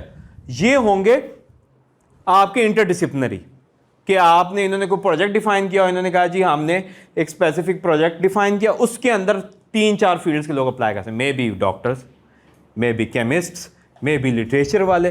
तो वो आपको देखना है हर प्रोग्राम को ओपन करके कि कौन कौन सी फील्ड वाले फुली या पार्शली मैच करते हैं। क्या फुली मैच कर सकते हैं या पार्शली? तो जब अगर मैच कर जाए, पार्शली मैच करना ज़रूरी है कि आपकी अगर फील्ड वहाँ मैच करती है, क्योंकि इंटरडिसिप्लिनरी इनका मकसद ही, जैसे ही आपने वहाँ अप्लाई किया, सिर्फ ऑनलाइन एप्लीकेशन है, आपने डॉक्यूमेंट अच्छे से बनाने हैं, ऐसे अपना बड़ा बेहतरीन तरीका लिखना है, जो भी वो मांगते हैं, स्टेटमेंट ऑफ पर्पज़ होती है, वो एट द एंड आप पूछ सकते हैं, इस बारे में क्वेश्चन मैं ज़रूर बताऊँगा, या पर्सनल स्टेटमेंट होती है, वो आपकी बीच में चाहिए होगी, और उसके बाद आपने अप्लाई कर दिया और फिर वेट किया आपका उसके बाद। और जितने प्रोग्राम में अप्लाई करना चाहते हैं करें, 100+ प्रोग्राम है, पहले रिस्ट्रिक्शन होती 3 से ऊपर नहीं जाना, लेकिन अब आप जितने मर्जी प्रोग्राम में अप्लाई कर सकते, तो हर एक ही फील्ड यहाँ मौजूद है। तो आप पढ़ेंगे जी फाइनेंशियल सपोर्ट, हर चीज़ है। ये PhD के लिए भी आते हैं, और PhD के लिए इनका नाम होता है मैरी क्यूरी, ये उनका भी बाप है रासमस वालों का भी, ऑन द मनी साइड के ये बाकायदा। और मैरी क्यूरी के वीज़े भी जॉब वीज़ा होता है कि आप समझें PhD करने गए हैं मैरी क्यूरी के ऊपर, तो आफ्टर 3 साल आपने PhD में गुजारे, चौथा साल आपका किसी भी यूरोपियन ममालिक में नेचुरलाइजेशन स्टार्ट कर देता है, तो चौथा साल आपका समझ लें आपने किसी 3 साल गुजारे, चौथा साल प्रोफेसर से कहा कि मुझे रख लें, रिसर्च कर लूँ, जॉब वीज़ा अगेन वही वाला है। 4 साल हो गए, 5वें साल आपको पासपोर्ट मिल जाता है। तो हम तो पासपोर्ट को ही समझते हैं ना परमानेंट रेजिडेंस हो, वो तो 10 साल बाद है, लेकिन पासपोर्ट का मकसद ही ये है कि आपके हो। तो ये इस तरह के स्कॉलरशिप्स हैं कि आपको मारी क्यूरी पे मिलता है। और बाकी एक्सचेंज के हैं वो बाद में डिस्कस करते हैं जी। ये जी वही आपको अभी बात हुई थी। फिर आते हैं जर्मनी। जर्मनी ऐसा कंट्री है जिसके अंदर मास्टर्स के ऊपर फ्रेश बंदों के लिए कोई स्कॉलरशिप नहीं, सिवाय चंद फील्ड्स के, वो हैं आर्किटेक्चर, फिल्म, टीवी वाले, उनके लिए है। ठीक है जी, आर्किटेक्चर, फिल्म, टीवी वालों के लिए, फ्रेशर्स के लिए है, बाकी नहीं है। अगर कोई आपको कह रहा है तो गलत कह रहा है, वो इतने कम होते हैं कि बंदा उसके लिए ना लेने काबिल होता है। नॉर्मली ब्लॉक्ड अमाउंट होती है। रिसर्च असिस्टेंटशिप मिल जाती है कि आपने किसी प्रोफेसर से बात किया, आपके स्किल अच्छे हैं, तो उसने कहा अच्छा यार मेरे पास प्रोजेक्ट है, मैं उसमें से पैसे, बस। वरना ब्लॉक्ड अमाउंट होती है, 5000 यूरो वो लेती है एम्बेसी। ब्लॉक्ड अमाउंट क्या होती है? वो आपसे कहती है 5000 यूरो मेरे बैंक अकाउंट में जमा करवा दें। ये पैसे आपको पर मंथ मिलते हैं, वो अपने पास नहीं रखते। पर मंथ आपको 600-700 यूरो आप बैंक से निकलवाया करेंगे। अब आप रहे 200 यूरो में रहे हैं, बाकी बचा रहे हैं जिससे उधार लेकर गए हैं और वापस कर रहे हैं। आप बाकी पैसे काम कर रहे हैं समर वेकेशन के अंदर, या जो वर्क आवर्स अलाउड हैं 12 आवर्स, वो आप काम कर रहे हैं और उसके बाद आप आगे कमा कर कर। तो सिर्फ इसका हम कहते हैं कि स्कॉलरशिप्स के अलावा अगर आप जाना चाहें तो ये, क्योंकि आगे बेटा यहाँ बड़ा 2-3 किस्म की यूनिवर्सिटीज होती है, स्टूडेंट का एडमिशन भी होता है कि वहाँ 2 टाइप की यूनिवर्सिटी होती है, हॉक्सशूले, फॉक्सशूले कहते हैं जर्मन में। तो एक होती है जो बैचलर मास्टर PhD करवाती है, और एक होती है जो सिर्फ बैचलर और मास्टर करवाती है। तो कम मेरिट होता है जो बैचलर और मास्टर करवाते हैं, जॉब रेशो सेम होती है। तो आप इस तरह की यूनिवर्सिटी जा सकते हैं जो कि सिर्फ बैचलर और मास्टर करवाती हैं। जिस तरह यहाँ टेक्निकल यूनिवर्सिटीज़ अलग हैं जो टेक्नोलॉजी की डिग्री करवाती हैं, और बैचलर वाली अलग हैं जो कि बेसिक बैचलर डिग्री करवाती हैं। तो यहाँ आप जा सकते हैं। और इसके अलावा सिर्फ ब्लॉक्ड अमाउंट आप, और कई यूनिवर्सिटीज़ ऐसे हैं जिनकी फ़ीस इतनी कम है, नॉर्मली नो फीस है, लेकिन लोग कहते हैं हम फीस देते हैं कुछ यूनिवर्सिटीज़ को कि वहाँ चांसेस अच्छे बन जाते हैं। ब्लॉक्ड अमाउंट तो ले ही ले रहे हैं, वो कितनी होती है 500 यूरो पर ईयर। इस नथिंग के 50-60 हज़ार रुपया उन्होंने जमा करवाया, 1 लाख, और वो उनका क्या है कि वो पूरे साल की फ़ीस जमा हो, तो वो वहाँ चांसेस बन जाते हैं। तो लेकिन अगेन यहाँ चाहिए होता है जी IELTS वगैरह। हाँ, PhD के लिए एम्बेसी हमें देती है स्कॉलरशिप, यूनिवर्सिटीज़ के अंदर पोजीशन आती है, हर यूनिवर्सिटी फंडेड पोजीशन देती है PhD की। Embassy, German embassy in Pakistan का कोटा है पाकिस्तानियों के लिए PhD का, रिसर्च का, आगे पोस्ट डॉक का भी कोटा है हमारे पास। और इसके अलावा मास्टर लोगों के लिए भी एक स्कॉलरशिप मौजूद है। किन के लिए? जो एक्सपीरियंस्ड हैं और वो स्पेसिफिक फील्ड हैं, वो आते हैं अलहदा से 2 या 3 साल के एक्सपीरियंस वालों के लिए। तो ये हो गया जर्मनी। एस्टोनिया बड़े अच्छा कंट्री है जी, डिजिटल यूरोप को ये लीड करता है। इसकी यूनिवर्सिटीज़ के कुछ स्कॉलरशिप्स होते हैं, आप इनकी एक ही सेंट्रलाइज वेबसाइट है स्टडी इन एस्टोनिया, उसके ऊपर जाके देख सकते हैं। फिर आते हैं जी नीदरलैंड्स के। नीदरलैंड की यूनिवर्सिटी के अपने स्कॉलरशिप्स होते हैं, ये टॉट बेस्ड होते हैं, वही वाले। नॉर्मली यूरोप के अंदर आपको टॉट बेस्ड ही मास्टर के लेवल पे नजर आएंगे। तो वो क्या है जी, नीदरलैंड के अंदर आपने यूनिवर्सिटी में उन्होंने कहा जी टॉप 5% स्कॉलरशिप का नाम, कहेंगे अच्छा यार ये तो टॉप के स्टूडेंट मांगते हैं, मेरा प्रोफाइल ऐसा है, मैं अप्लाई कर देता हूँ। वो कहते हैं एक्सीलेंस स्टूडेंट, तो आप कहेंगे अच्छा यार मैं एक्सीलेंस हूँ, मेरी CGPA अच्छी है, या मैं बाकी चीज़ों में अच्छा हूँ, तो मैं अप्लाई कर देता हूँ। तो वो उसकी बड़ी सिस्टमेटिक होती है। डेनमार्क, ये यूनिवर्सिटीज़ के अपने स्कॉलरशिप्स होते हैं और कई यूनिवर्सिटीज़ ऐसे हैं जहाँ ओपन पोजीशन रहती है। ये पाकिस्तानियों ने हमें बताया, यूनिवर्सिटी ऑफ साउदर्न डेनमार्क में, एक यूनिवर्सिटी का नाम आपको बता रहा हूँ अभी, वहाँ कई स्टूडेंट हमें बताया कि सीटें खाली रहती हैं स्कॉलरशिप्स की और स्टूडेंट वहाँ अप्लाई नहीं करते, वो चाहते हैं वहाँ आएँ स्टूडेंट्स। यूके का ये बड़ी फेवरेट डेस्टिनेशन है हर एक की, आफ्टर ब्रेग्जिट तो छोड़ दें अब इसको, लेकिन चलें। कॉमनवेल्थ, आपको पता है अभी आए में HEC ने टेस्ट भी लेगी। कॉमनवेल्थ के बहुत सारे शाखें हैं।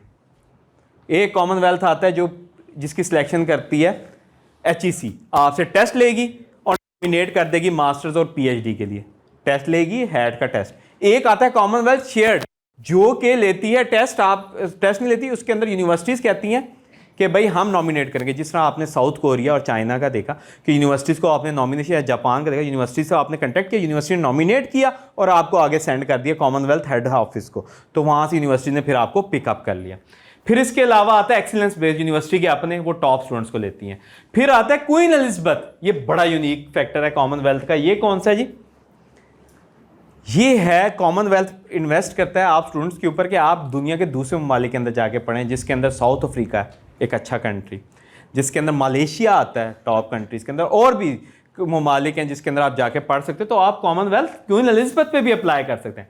फिर रोड्स आता है, this is one of the top, हर साल पाकिस्तान में से एक सिलेक्ट होता है। बिल क्लिंटन भी इसी का पढ़ा हुआ था, तो this is one of the top, Pakistan से एक ही बंदा खैर रोड्स के सिलेक्ट होता है, ये भी बड़ा एक्सेप्शनल है आप कह सकते हैं। तो the so many scholarship for UK. फिर फ्रांस जी बड़ी कोशिश कर रहा है कि स्टूडेंट्स का इम्पेक्ट आ सके, स्टूडेंट्स वहाँ जा सके। फ्रांस इस वक्त हैविली इन्वेस्ट कर रहा है, इतना हैविली इन्वेस्ट कर रहा है कि फ्रांस से बहुत सारे स्कॉलरशिप ऑफर किए हैं। आईफल है, मोबगा है, excellence, there are so many scholarship. France के अंदर पहले से शुरू से हमारे अंदर एक बात मौजूद थी स्टूडेंट्स के अंदर कि फ्रांस जो चला जाए वो भूखा नहीं सोता। ये हमें नजर आता है, वो इटली वाले सो जाते हैं। वो जुनेद को बताएं क्यों भला? कि फ्रांस की एक क्वालिटी ये है कि यूनिवर्सिटी कोई ना कोई अरेंज कर देती है शुरू से।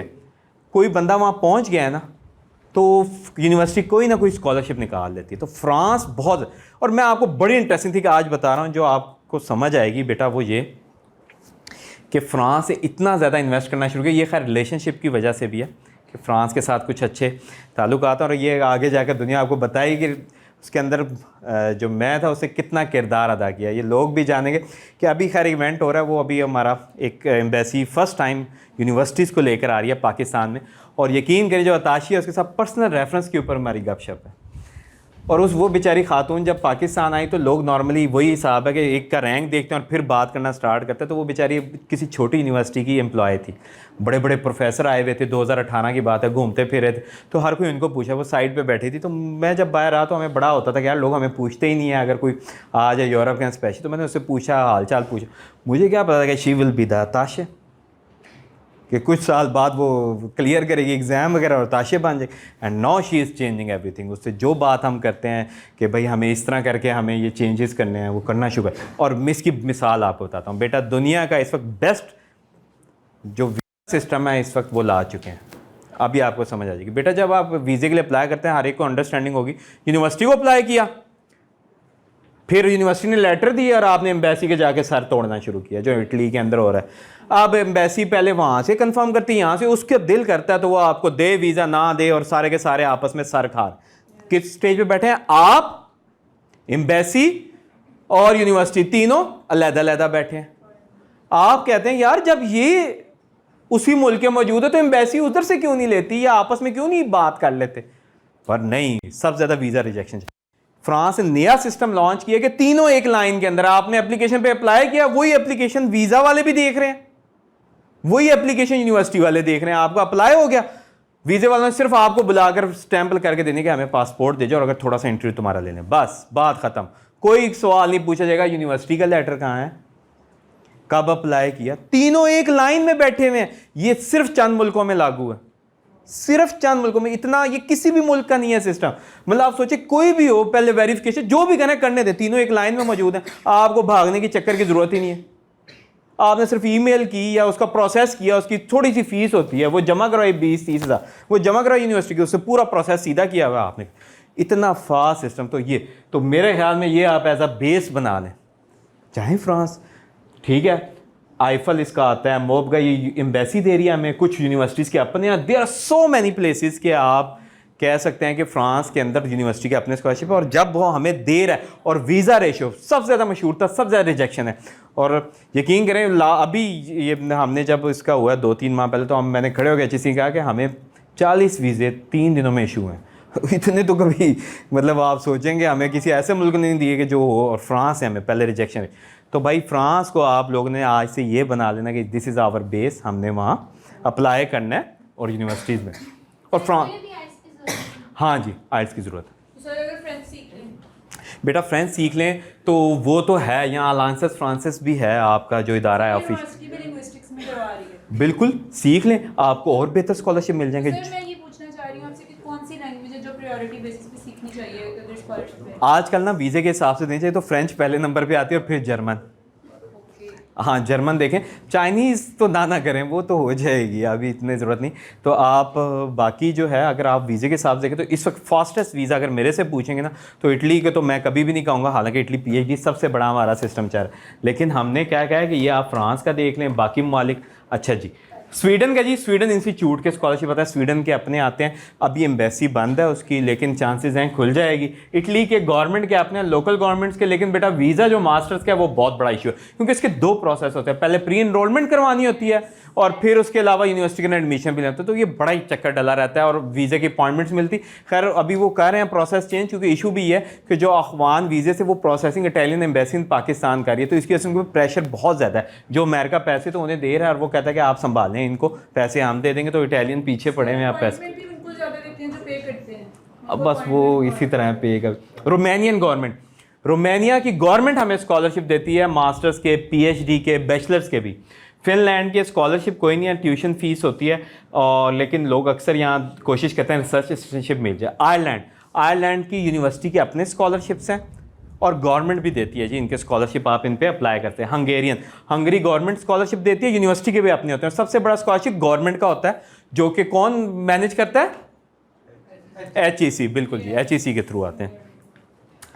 नॉर्थ अमेरिका जी आ गया, और यूएसए जी नंबर 1 डेस्टिनेशन। अगर आप मेरे से पूछेंगे कि अगर हमने दुनिया के अंदर सबसे बेस्ट प्लेस कौन सा स्टडी का, तो भाई वो US है, इससे किसी को कोई इनकार नहीं है। एजुकेशन के लिहाज से, जॉब्स के लिहाज, अगर किसी को नंबर 1 प्लेस आप कह सकते हैं विदाउट एनी हेजिटेशन, वो US है। टॉप यूनिवर्सिटीज़, फुल ब्राइट ये आता है एक स्कॉलरशिप। फुल ब्राइट क्या होता है जी? हर साल आता है, ये मास्टर और PhD के स्टूडेंट लेके जाता है, GRE चाहिए होता है, और इसके अंदर प्रोफेसर से भी अगर आप रब्ता करें तो वो आपको TA और RA शिफ्ट पे रख सकता है। तो आप प्रोफेसर रब्ता करें तो फुल ब्राइट की ज़रूरत नहीं। फुल ब्राइट की एक रिस्ट्रिक्शन है, वो ये है कि आपने सर्व करने के लिए पाकिस्तान वापस आना है। लेकिन अगर आप डायरेक्ट प्रोफेसर स्कॉलरशिप पे जाते हैं, जो कहता है अच्छा यार मैं इसको TA, वही कंटेक्ट किया और प्रोफेसर ने कहा अच्छा यार ये बंदा काम कर सकता है, तो आपको उसने टीचिंग रिसर्च असिस्टेंटशिप रख ली। टीचिंग असिस्टेंटशिप मिलती है कोर्सेज के शुरू में, जहाँ TA आप यूनिवर्सिटीज़ में लगते हैं, तो वो भी अच्छा खासा पे कर देते हैं। डायरेक्ट PhD के लिए जाते हैं, GRE चाहिए होता है, टॉफल चाहिए होता है, IELTS भी कई जगह चल जाता है, लेकिन GRE आप कई यूनिवर्सिटीज़ कह रही हैं कि हम नहीं लेते, तो आप उधर भी अप्लाई कर सकते हैं। फिर इसके लिए एक्टिव प्रोफाइल चाहिए, और आप इसके अंदर रोलिंग बेसिस पे आप अप्लाई कर सकते हैं जी, डिफरेंट आते हैं। अच्छा, ये बड़ी इंपॉर्टेंट स्टैट्स है कि जो आपको बताएगी लो CGPA, बहुत इंपॉर्टेंट फैक्ट है, ये खुद उन्होंने दिया जो हाई CGPA वाले। 2019 में 1237 लोगों ने मास्टर के लिए अप्लाई किया पाकिस्तान भर से। 2020 में कितने लोगों ने अप्लाई किया? 2019 में 525 लोगों ने अप्लाई किया PhD के लिए। 2020 में कितनों ने? हैं, ये क्या होगा भाई, ये सैलाब कैसे आया? सैलाब है ये, कैसे आ गया? चल तो ये बड़े अरसे, और नहीं भाई अवेयरनेस 1 साल में इतनी, कौन बैठा हुआ था पीछे, वो क्या कहते हैं मार्केटिंग वाला, वो आप अपनी टर्म में क्या जो है, मैं बताता हूँ। ये कोविड आ गया था, कोविड आया, उन्होंने कहा GRE नहीं लेना, 3.5 वाले उठाने हैं। ये बैठे हैं जी 3.5 वाले, आपके सारे साथ वाले 3.5 वाले, और ये वो बैठे हैं जो लो CGPA के साथ हैं लेकिन मेहनत करना जानते हैं और GRE कर रहे हैं। ये कौन है जो बगैर GRE? तो बेटा मैटर करता है कि जब आप किसी एप्लीकेशन को दे रहे हैं, अपने आप को फिट नहीं कर रहे, तो यू आर अमंग दोस्त 4000, और ये 1200 कौन है जो लो CGPA के साथ भी आ रहे हैं और क्या है GRE वगैरह उनके पास मौजूद है। तो ये बेटा डिपेंड करता है 525 और 3000, तो भाई ये सिर्फ और सिर्फ GRE लो कर, उनके पास और कोई तरीका नहीं था, 3.5 CGPA कर दी। तो मैक्सिकन के अंदर जी, मैक्सिको के अपनी नॉमिनेशन तो यूनिवर्सिटी के अपने होते हैं। कनाडा के अंदर स्कॉलरशिप मास्टर्स के लिए नहीं है। पहली बात, परेशान नहीं होना, फिर दोबारा नहीं लग जाना कि अच्छा हम तो करते रहे। स्कॉलरशिप्स नहीं है मास्टर्स के। पीएचडी के मिल जाते हैं, डायरेक्ट प्रोफेसर से रब्ता किया, प्रोफेसर ही बताएगा कि अच्छा यार आप पीएचडी के लिए आना चाहते हो, मास्टर लीडिंग टू पीएचडी के अंदर आपको पुट कर देगा। अगर पहले मास्टर्स है तो आपको पीएचडी में भेज देगा। तो क्या है जी, आपने वेनियर भी आते हैं, डायरेक्ट प्रोफेसर ही आपको फंडिंग के बारे में बताता है। फिर ऑस्ट्रेलिया आता है। ऑस्ट्रेलिया रिसर्च मास्टर पे बहुत ज़्यादा इन्वेस्ट कर रहा है। ऑस्ट्रेलिया ने दोबारा कहा है महीना पहले कि हम वीज़ा प्रोसेस भी फास्टर कर रहे हैं। तो अब ऑस्ट्रेलिया बड़ा इंपॉर्टेंट हो सकता है रिसर्च मास्टर्स के लिए भी और पीएचडी के लिए भी। रिसर्च मास्टर्स पे आपको स्कॉलरशिप मिलेगा, वही आप अप्लाई करेंगे डायरेक्टली, प्रोफेसर से भी रब्ता आप कर सकते हैं वहाँ, और वहाँ आपने रब्ता करना है और वो उनका रिसर्च आरटीपी के नाम से आते हैं स्कॉलरशिप, उधर अप्लाई करना है, अवार्ड्स आते हैं, लेकिन ये एक्सपीरियंस हो गए। तो ये आपने ऑस्ट्रेलिया पे अप्लाई करते हैं। अभी महीना पहले आप ऑस्ट्रेलिया की मेन वेबसाइट पे अगर देखें तो उन्होंने अनाउंस किया कि हम वीज़ा प्रोसेस बहुत फास्ट करें, और उन्होंने किया हुआ भी है। तो आप इस पे अप्लाई कर सकते हैं मास्टर्स के लिए, रिसर्च मास्टर्स के लिए, लेकिन मास्टर्स के लिए नहीं मिलेगा स्कॉलरशिप, रिसर्च मास्टर्स के लिए, ठीक है, और पीएचडी के लिए। अच्छा, न्यूजीलैंड डेवलपमेंट आता है, ये एक स्कॉलरशिप आता है, HEC उसको मैनेज करते हैं। न्यूजीलैंड की अपनी यूनिवर्सिटी के कोई स्कॉलरशिप्स होते हैं, उनको देख लें। वैसे इधर न्यूजीलैंड भी मास्टर्स का कोई स्कॉलरशिप नहीं है, ठीक है जी। HEC के इसके अलावा ओपन फंडिंग आती है, HEC कुछ देती है, अभी रुका हुआ है ड्यू टू गवर्नमेंट, HEC का इशू है, कुछ रुके हुए हैं। कॉमनवेल्थ, फिर पंजाब HEC पीफ देती है, पीफ कईयों को पीएचडी का स्कॉलरशिप देती है, आप पीफ पे अप्लाई कर सकते हैं पीएचडी का। ये स्पेसिफिक होता है कि वो आपके वालदैन की और आपकी अपनी इनकम 50,000 से कम हो, इसके बाकायदा होते हैं पीफ का, और वे टॉप यूनिवर्सिटीज़ के अंदर पीएचडी के देते हैं। स्कॉटलैंड ने दिया हुआ है, कल अप्लाई कर दिया ना जो बैचलर्स में थे, हैं किया ना, ठीक है। ये बैचलर स्टूडेंट्स को देता है, फीमेल्स को, और मास्टर के स्टूडेंट को जो कि बैचलर्स कर रहे हैं पाकिस्तान में और मास्टर्स कर रहे हैं। फिर शंबजर वुमेन, ये बेटा बंद हो गया स्कॉलरशिप हमारे लिए, आगा खान देता है, रोटरी के आते हैं, इस्लामिक डेवलपमेंट बैंक देता है स्कॉलरशिप, ये लोन भी देता है हमें मास्टर्स के लिए और पीएचडी के लिए। अच्छा, अब आ जाते हैं, ये तो कुछ मैंने आपको बताए हैं। अब कुछ लोग ऐसे हैं जो कहते हैं कि भाई हम पढ़ाई नहीं करना चाहते, हम जी जॉब करना चाहते हैं। ठीक है, आप जॉब करें जी। कुछ स्कॉलरशिप्स ऐसे हैं जो कि आपके एक्सपीरियंस के आते हैं कि 2 या 3 साल का एक्सपीरियंस है, तो ये जी डार्ड का, जर्मनी, एशियन डेवलपमेंट बैंक, ये दुनिया में टॉप यूनिवर्सिटीज़ के अंदर देता है स्कॉलरशिप कई ममालिक के अंदर, कि आपका 2 साल का एक्सपीरियंस है, आप इस पर अप्लाई कर सकते हैं। जापान में, और ये जापान वर्ल्ड बैंक भी इस तरह ही देता है। शैमनिंग यूके का आता है, ये भी देता है, ये 2 या 3 साल का एक्सपीरियंस, और इस तरह स्वीडन का भी एक्सपीरियंस के ऊपर, और ये भी है। इस जगह एसआई में और शैमनिंग में अगर आपका एक्सपीरियंस ड्यूरिंग द डिग्री भी है, 2 साल का काउंट होता है, तो आप फ्रेशर के तौर पे भी अप्लाई कर सकते हैं, क्योंकि आपका एक्सपीरियंस ड्यूरिंग द डिग्री है, आप स्टूडेंट हेड रहे हैं, आप सोसाइटीज़ का काम करते रहे हैं, जो कि 2 साल बनता है ड्यूरेशन। हाँ, 3000 आवर्स। अच्छा, एक्सचेंज स्कॉलरशिप्स आते हैं बहुत सारे, समर स्कूल्स आते हैं। ये बस थोड़ा सा बेटा, ये जस्ट आइडिया देने के लिए आपको, आई नो कि इंटरेस्टिंग पार्ट हो सकता है आपके लिए कौन सा। तो ये रासमस की एक्सचेंज आती है। अगर आप लोगों को कई स्कॉलरशिप समझते हैं यार मास्टर्स के लिए जाना है, किसी भी स्टेज में आप एक्सचेंज स्कॉलरशिप्स को टारगेट करें। दुनिया में कई ममालिक हैं जो एक्सचेंज स्कॉलरशिप दे रहे हैं, यूएस का है, यू ग्रेड आता है, मैक्सिकन गवर्नमेंट, इंटर्नशिप्स आते हैं। बहुत सारे ममालिक के अंदर आपको इंटर्नशिप देते हैं। प्रोफेसर को क्या फ़ायदा है, वो कहता है यार पहले इसको इंटर्नशिप पे रख के देख लूँ 4 माह 6 माह कि इस काबिल भी है, काम कर सके, मैं इसको स्कॉलरशिप दे दूँ। तो वो कई जगह वो प्रेफर करता है कि आप पहले आ जाएँ, फंडिंग देते हैं आपको, तो आप इंटर्नशिप्स पे जा सकते हैं। ये लिस्ट आपको कहीं ना कहीं से मिल जाएगी, बहुत जगह पे पड़ी हुई होती हैं। फिर रिसर्च असिस्टेंटशिप्स आती हैं। इंटर्नशिप बेटा सिर्फ ये होती है कि आप डिग्री के अंदर किसी ना किसी लेवल पहुंचे हुए और स्किल्स आपके पास हो, सिर्फ रिक्वायरमेंट्स देखनी है। उसके लिए कई जगह पे आइल्स और टॉफल भी नहीं चाहिए होता, आपने अप्लाई करना है और वो उधर चले जाना है। जिस तरह अगर देखें जिस्ट की, ये सिंपल ये है कि आपने यूनिवर्सिटी की वो देखनी है, ये समर और विंटर की आती है। एशियन डेवलपमेंट बैंक की आफ्टर द डिग्री है, और इसी तरह EPFL ये स्विट्ज़रलैंड की है, ये यूनिवर्सिटी की भी आफ्टर द डिग्री मिलती है। तो ये आपने उसकी रिक्वायरमेंट्स देखनी है और अप्लाई कर देना है। फिर जी आती है रिसर्च असिस्टेंटशिप्स। आपने बैचलर्स किया हुआ है और मास्टर्स किया हुआ है दोनों, तो आप वहाँ रिसर्च असिस्टेंटशिप पे अप्लाई कर सकते हैं। वो 3 माह 6 माह या 9 माह 12 माह की होती हैं। ये आप इन ड्यूरेशंस के अंदर जा सकते हैं जी। ये कतर में भी हैं, जर्मनी में। वो अनकॉमन मेजर्स के साथ हैं, वो गवर्नमेंट्स को ज़रूर ट्राई करें। Korean government, Swiss government, Indonesian, Chinese, Malaysian, Fulbright, Australian, Romanian, तो there are so many places. या आप क्या करें, ये स्पेसिफिक PhD के लिए, ये एट द एंड मैं बताता हूँ क्योंकि ये थोड़ा सा लेता है लो CGPA वालों को एट द एंड, कि जो लोग समझते हैं कुछ टिप्स हैं बेटा। कि जो समझते हैं यार हमारी CGPA अच्छी नहीं है, प्रोफाइल अच्छा नहीं, वो क्या, इनमें से 2 या 3 नुस्खे उठाएं और अमल कर लें। क्या है जी, IELTS और टॉफल कर लें, GRE भी साथ कर लें, बार बार ट्राई कर। ऑनलाइन कोर्सेज ये बहुत इंपॉर्टेंट, लोगों ने जो हमें सक्सेस नज़र आ रही है आजकल, जो भी प्रोफाइल देखते हैं वो हमें बता रहा होता है मॉक किए हैं, मासिव ओपन ऑनलाइन कोर्सेज, कोई भी ऑनलाइन कोर्सेज स्टार्ट कर देते हैं और वो करते रहते हैं। पेपर पब्लिश करने की कोशिश करें, HEC के स्कॉलरशिप जाएं, चाइना कोरिया चले जाएं या जर्मनी सेल्फ पर चले जाएं, पाकिस्तान से या फिर मास्टर स्टार्ट कर दें, लेकिन एक वादे के साथ कि पब्लिकेशन करेंगे और अच्छी CGPA रखेंगे और आगे PhD पे चले जाएं और एक्सचेंज में भी जाएं बीच में, या अपना एक्सपीरियंस हासिल करें 2 साल का और बाद में PhD पे शिफ्ट कर जाएं। बार बार ट्राई करते रहें बेटा, इनमें से कोई भी आप करेंगे तो आपको फ़ायदा होगा, क्योंकि बेटा जो try to perform best in your darkest hours, क्योंकि बड़ा इंपॉर्टेंट है कि आप जब मायूसी आती है ना तो बंदे को कुछ नहीं नज़र आता, बंदा बिल्कुल ना नज़र कुछ भी नहीं आता, ना कोई आवाज़ आती है, बंदा बिल्कुल साइलोस के अंदर चला जाता है। और लोग जब आपको बताएंगे, वालदैन भी बताएंगे, कहेंगे मेहनत कर लो हो जाएगा, लेकिन क्या करें, आप तो कहते हैं भाई पानी तो गुजर चुका है, मैं क्या मेहनत करूं। तो बेटा यही चीज़ है जो आपको कोई 2 कर लें, लोग बड़े कम मिलेंगे जो आपको बताएंगे कि कैसे इस मेहनत को करना है। तो इन दोनों तीनों पॉइंट में से कोई भी आप पॉइंट उठा लें तो you can get the idea.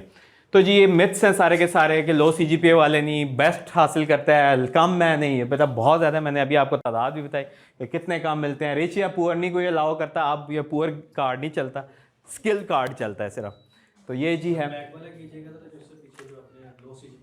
अच्छा ये बता, अच्छा 1 मिनट मैं बताता हूँ, जस्ट टू गो। तो आखिर में अपडेटेड, इन्फॉर्म है, ऑर्गेनाइज हैं, कॉन्फिडेंट तो हैं और प्रजिस्ट करें तो you are getting the scholarship. Time हमारा ख़त्म हो चुका है और कोई क्वेश्चन है तो अब पूछ लें जी। बेटा शॉर्ट कोर्सेज के पहले कई मौलिक हमें दिया करते थे, अब नहीं है शॉर्ट कोर्सेज स्कॉलरशिप में। बेटा वो शॉर्ट कोर्स नहीं, शॉर्ट टर्म के लिए बुलाते हैं, 3 माह 6 माह के लिए, वो डार्ट वाले देते हैं, लेकिन वो मास्टर्स एटलीस्ट होना चाहिए आपका degree. Statement of purpose, personal statement और ऐसों का मैं एक तरीका बता देता हूं, ये टिप याद कर लें, आप हर मामले पे बेस्ट हो जाएंगे। बेटा जो भी कोई लेटर मांगता है, स्टेटमेंट ऑफ पर्पस मांग रहा है, पर्सनल स्टेटमेंट मांग रहा है, वो इसको चेक करता है, इसी बेस पे स्कॉलरशिप मिलते हैं कई ज़्यादा, रासमस, फुल ब्राइट है, कई इसी बेस पे। वो क्या देखते हैं कि यार आप अपने आप को लिंक कर पा रहे हैं जिसके लिए प्रोग्राम के लिए अप्लाई करना चाह रहे हैं। इसकी तरीकाकार मैं बताता हूँ, आप ऑनलाइन देखेंगे गाइड्स वगैरह मिल जाएंगी, सैम्पल्स, आप वो कॉपी करना शुरू करेंगे, कोई भी विनर नहीं। समझ लें किसी ने मांगे हैं, किसी स्कॉलरशिप प्रोग्राम ने ये लेटर्स मांगे और उसने कहा जी दे दें, 500 लोगों ने अप्लाई किया, 500 लेटर्स आ गए, उन्होंने 5 बंदे बिठाया और कहा कि ये 5 बंदे लेटर चेक करेंगे, हर बंदे के पास कितने आए 100। ठीक है, 100 लेटर चेक करने हैं। उसने पहला लेटर उठाया, पढ़ना शुरू किया, उसने कहा अच्छा जी ये पर्सनल स्टेटमेंट, उसने लिखा जी मैं बचपन से स्टार्ट हुई, अच्छा यार ठीक है बड़ा बेहतरीन है जी, ये रखना शुरू कर दिया। अब क्या होगा जी उस बंदे के साथ, उसकी स्टोरी इस तरह समझें कि आप अपने कभी बच्चों को ट्यूशन पढ़ाइए, आप बच्चों को ट्यूशन पढ़ाएं और उनसे कहें कि भाई ये लेटर लिख कर लाना है माई बेस्ट फ्रेंड के ऊपर, माई बेस्ट फ्रेंड का उसे लेटर बताएं और उसे कहें कि किसी ने कॉपी नहीं करना। बच्चे जाएंगे और वो आपके पास आ जाएंगे। सुने, आपने बच्चों को पढ़ाया हुआ तो आपने उनसे कहा ऐसे लिखना है। अब पहला बच्चा है, उसने लिख कर दिया my best friend is this letter, आपने कहा बड़ा बेहतरीन, साइड पर रखा। दूसरा उठाया, बड़ा बेहतरीन है, इससे अलहदा साइड पर रख दिया। तीसरा आया, कॉपी तो नहीं किया हुआ लेकिन इस जैसी बुक से पढ़ा हुआ, उसके ऊपर आ गया। चौथा आया, बड़ा बेहतरीन है, कॉपी भी नहीं किया हुआ लेकिन पैटर्न एक ही है दूसरे के ऊपर। अब उसको पता लगे ये 2 किताबों से या 2 पैटर्न पढ़कर आए हैं बच्चे, और ये जितने भी बच्चे थे इन 2 पैटर्न या 3 पैटर्न से चल। बेटा उसको मौका नहीं दे, उसके पास सिर्फ 2 ऑप्शन छोड़े रिव्यूअर के पास, या तो वो फेंक दे या वो रख ले, मीडियोकर में ना जाए। तो स्टोरी चेंज कर दें, जो बाकी गाइडों में देते हैं भाई चेंज कर दो। जब वो पढ़ना स्टार्ट करे, वो भाई उसने अचीवमेंट्स पढ़नी है तो वो CV उठा लेना आपकी, जहाँ आपने बड़ी अच्छी तरह दी हुई है, CV भी तो है ना, तो वो क्यों पढ़ा? एक ऐसी स्टोरी जो आप एक रात में ख़त्म करते हैं नॉवल, और वो ऐसी स्टोरी जो 6 माह भी नहीं ख़त्म होती। आप कहते हैं पढ़ी नहीं जा रही किताब, तो उसको स्टोरी ऐसी दें कि वो एक टाइम पर ही ख़त्म करो, कहे बस ये बेहतरीन है, रख लिया। पैटर्न ना फॉलो करें, सब पैटर्न भूल जाएं, अपने आप के बारे में लिखें बेहतरीन तरीके से। जब भी आप ये किसी ऐसे के बारे में सोचेंगे, बच्चों को वाला वाक़या सोच लेना, एंड यू कैन वो आप कर सकते। नहीं, वो सिर्फ एज आ चाहिए होती है रेफरेंस के तौर पे, जितनी भी हो। मैंने जब अप्लाई करता था तो मेरे बैंक अकाउंट में से पैसे बिल्कुल 5-6 हज़ार रुपया होता था ठीक है जी, ठीक है, थैंक यू, बिल्कुल जी। अब कोई क्वेश्चन वगैरह हैं तो हम वहाँ करते हैं।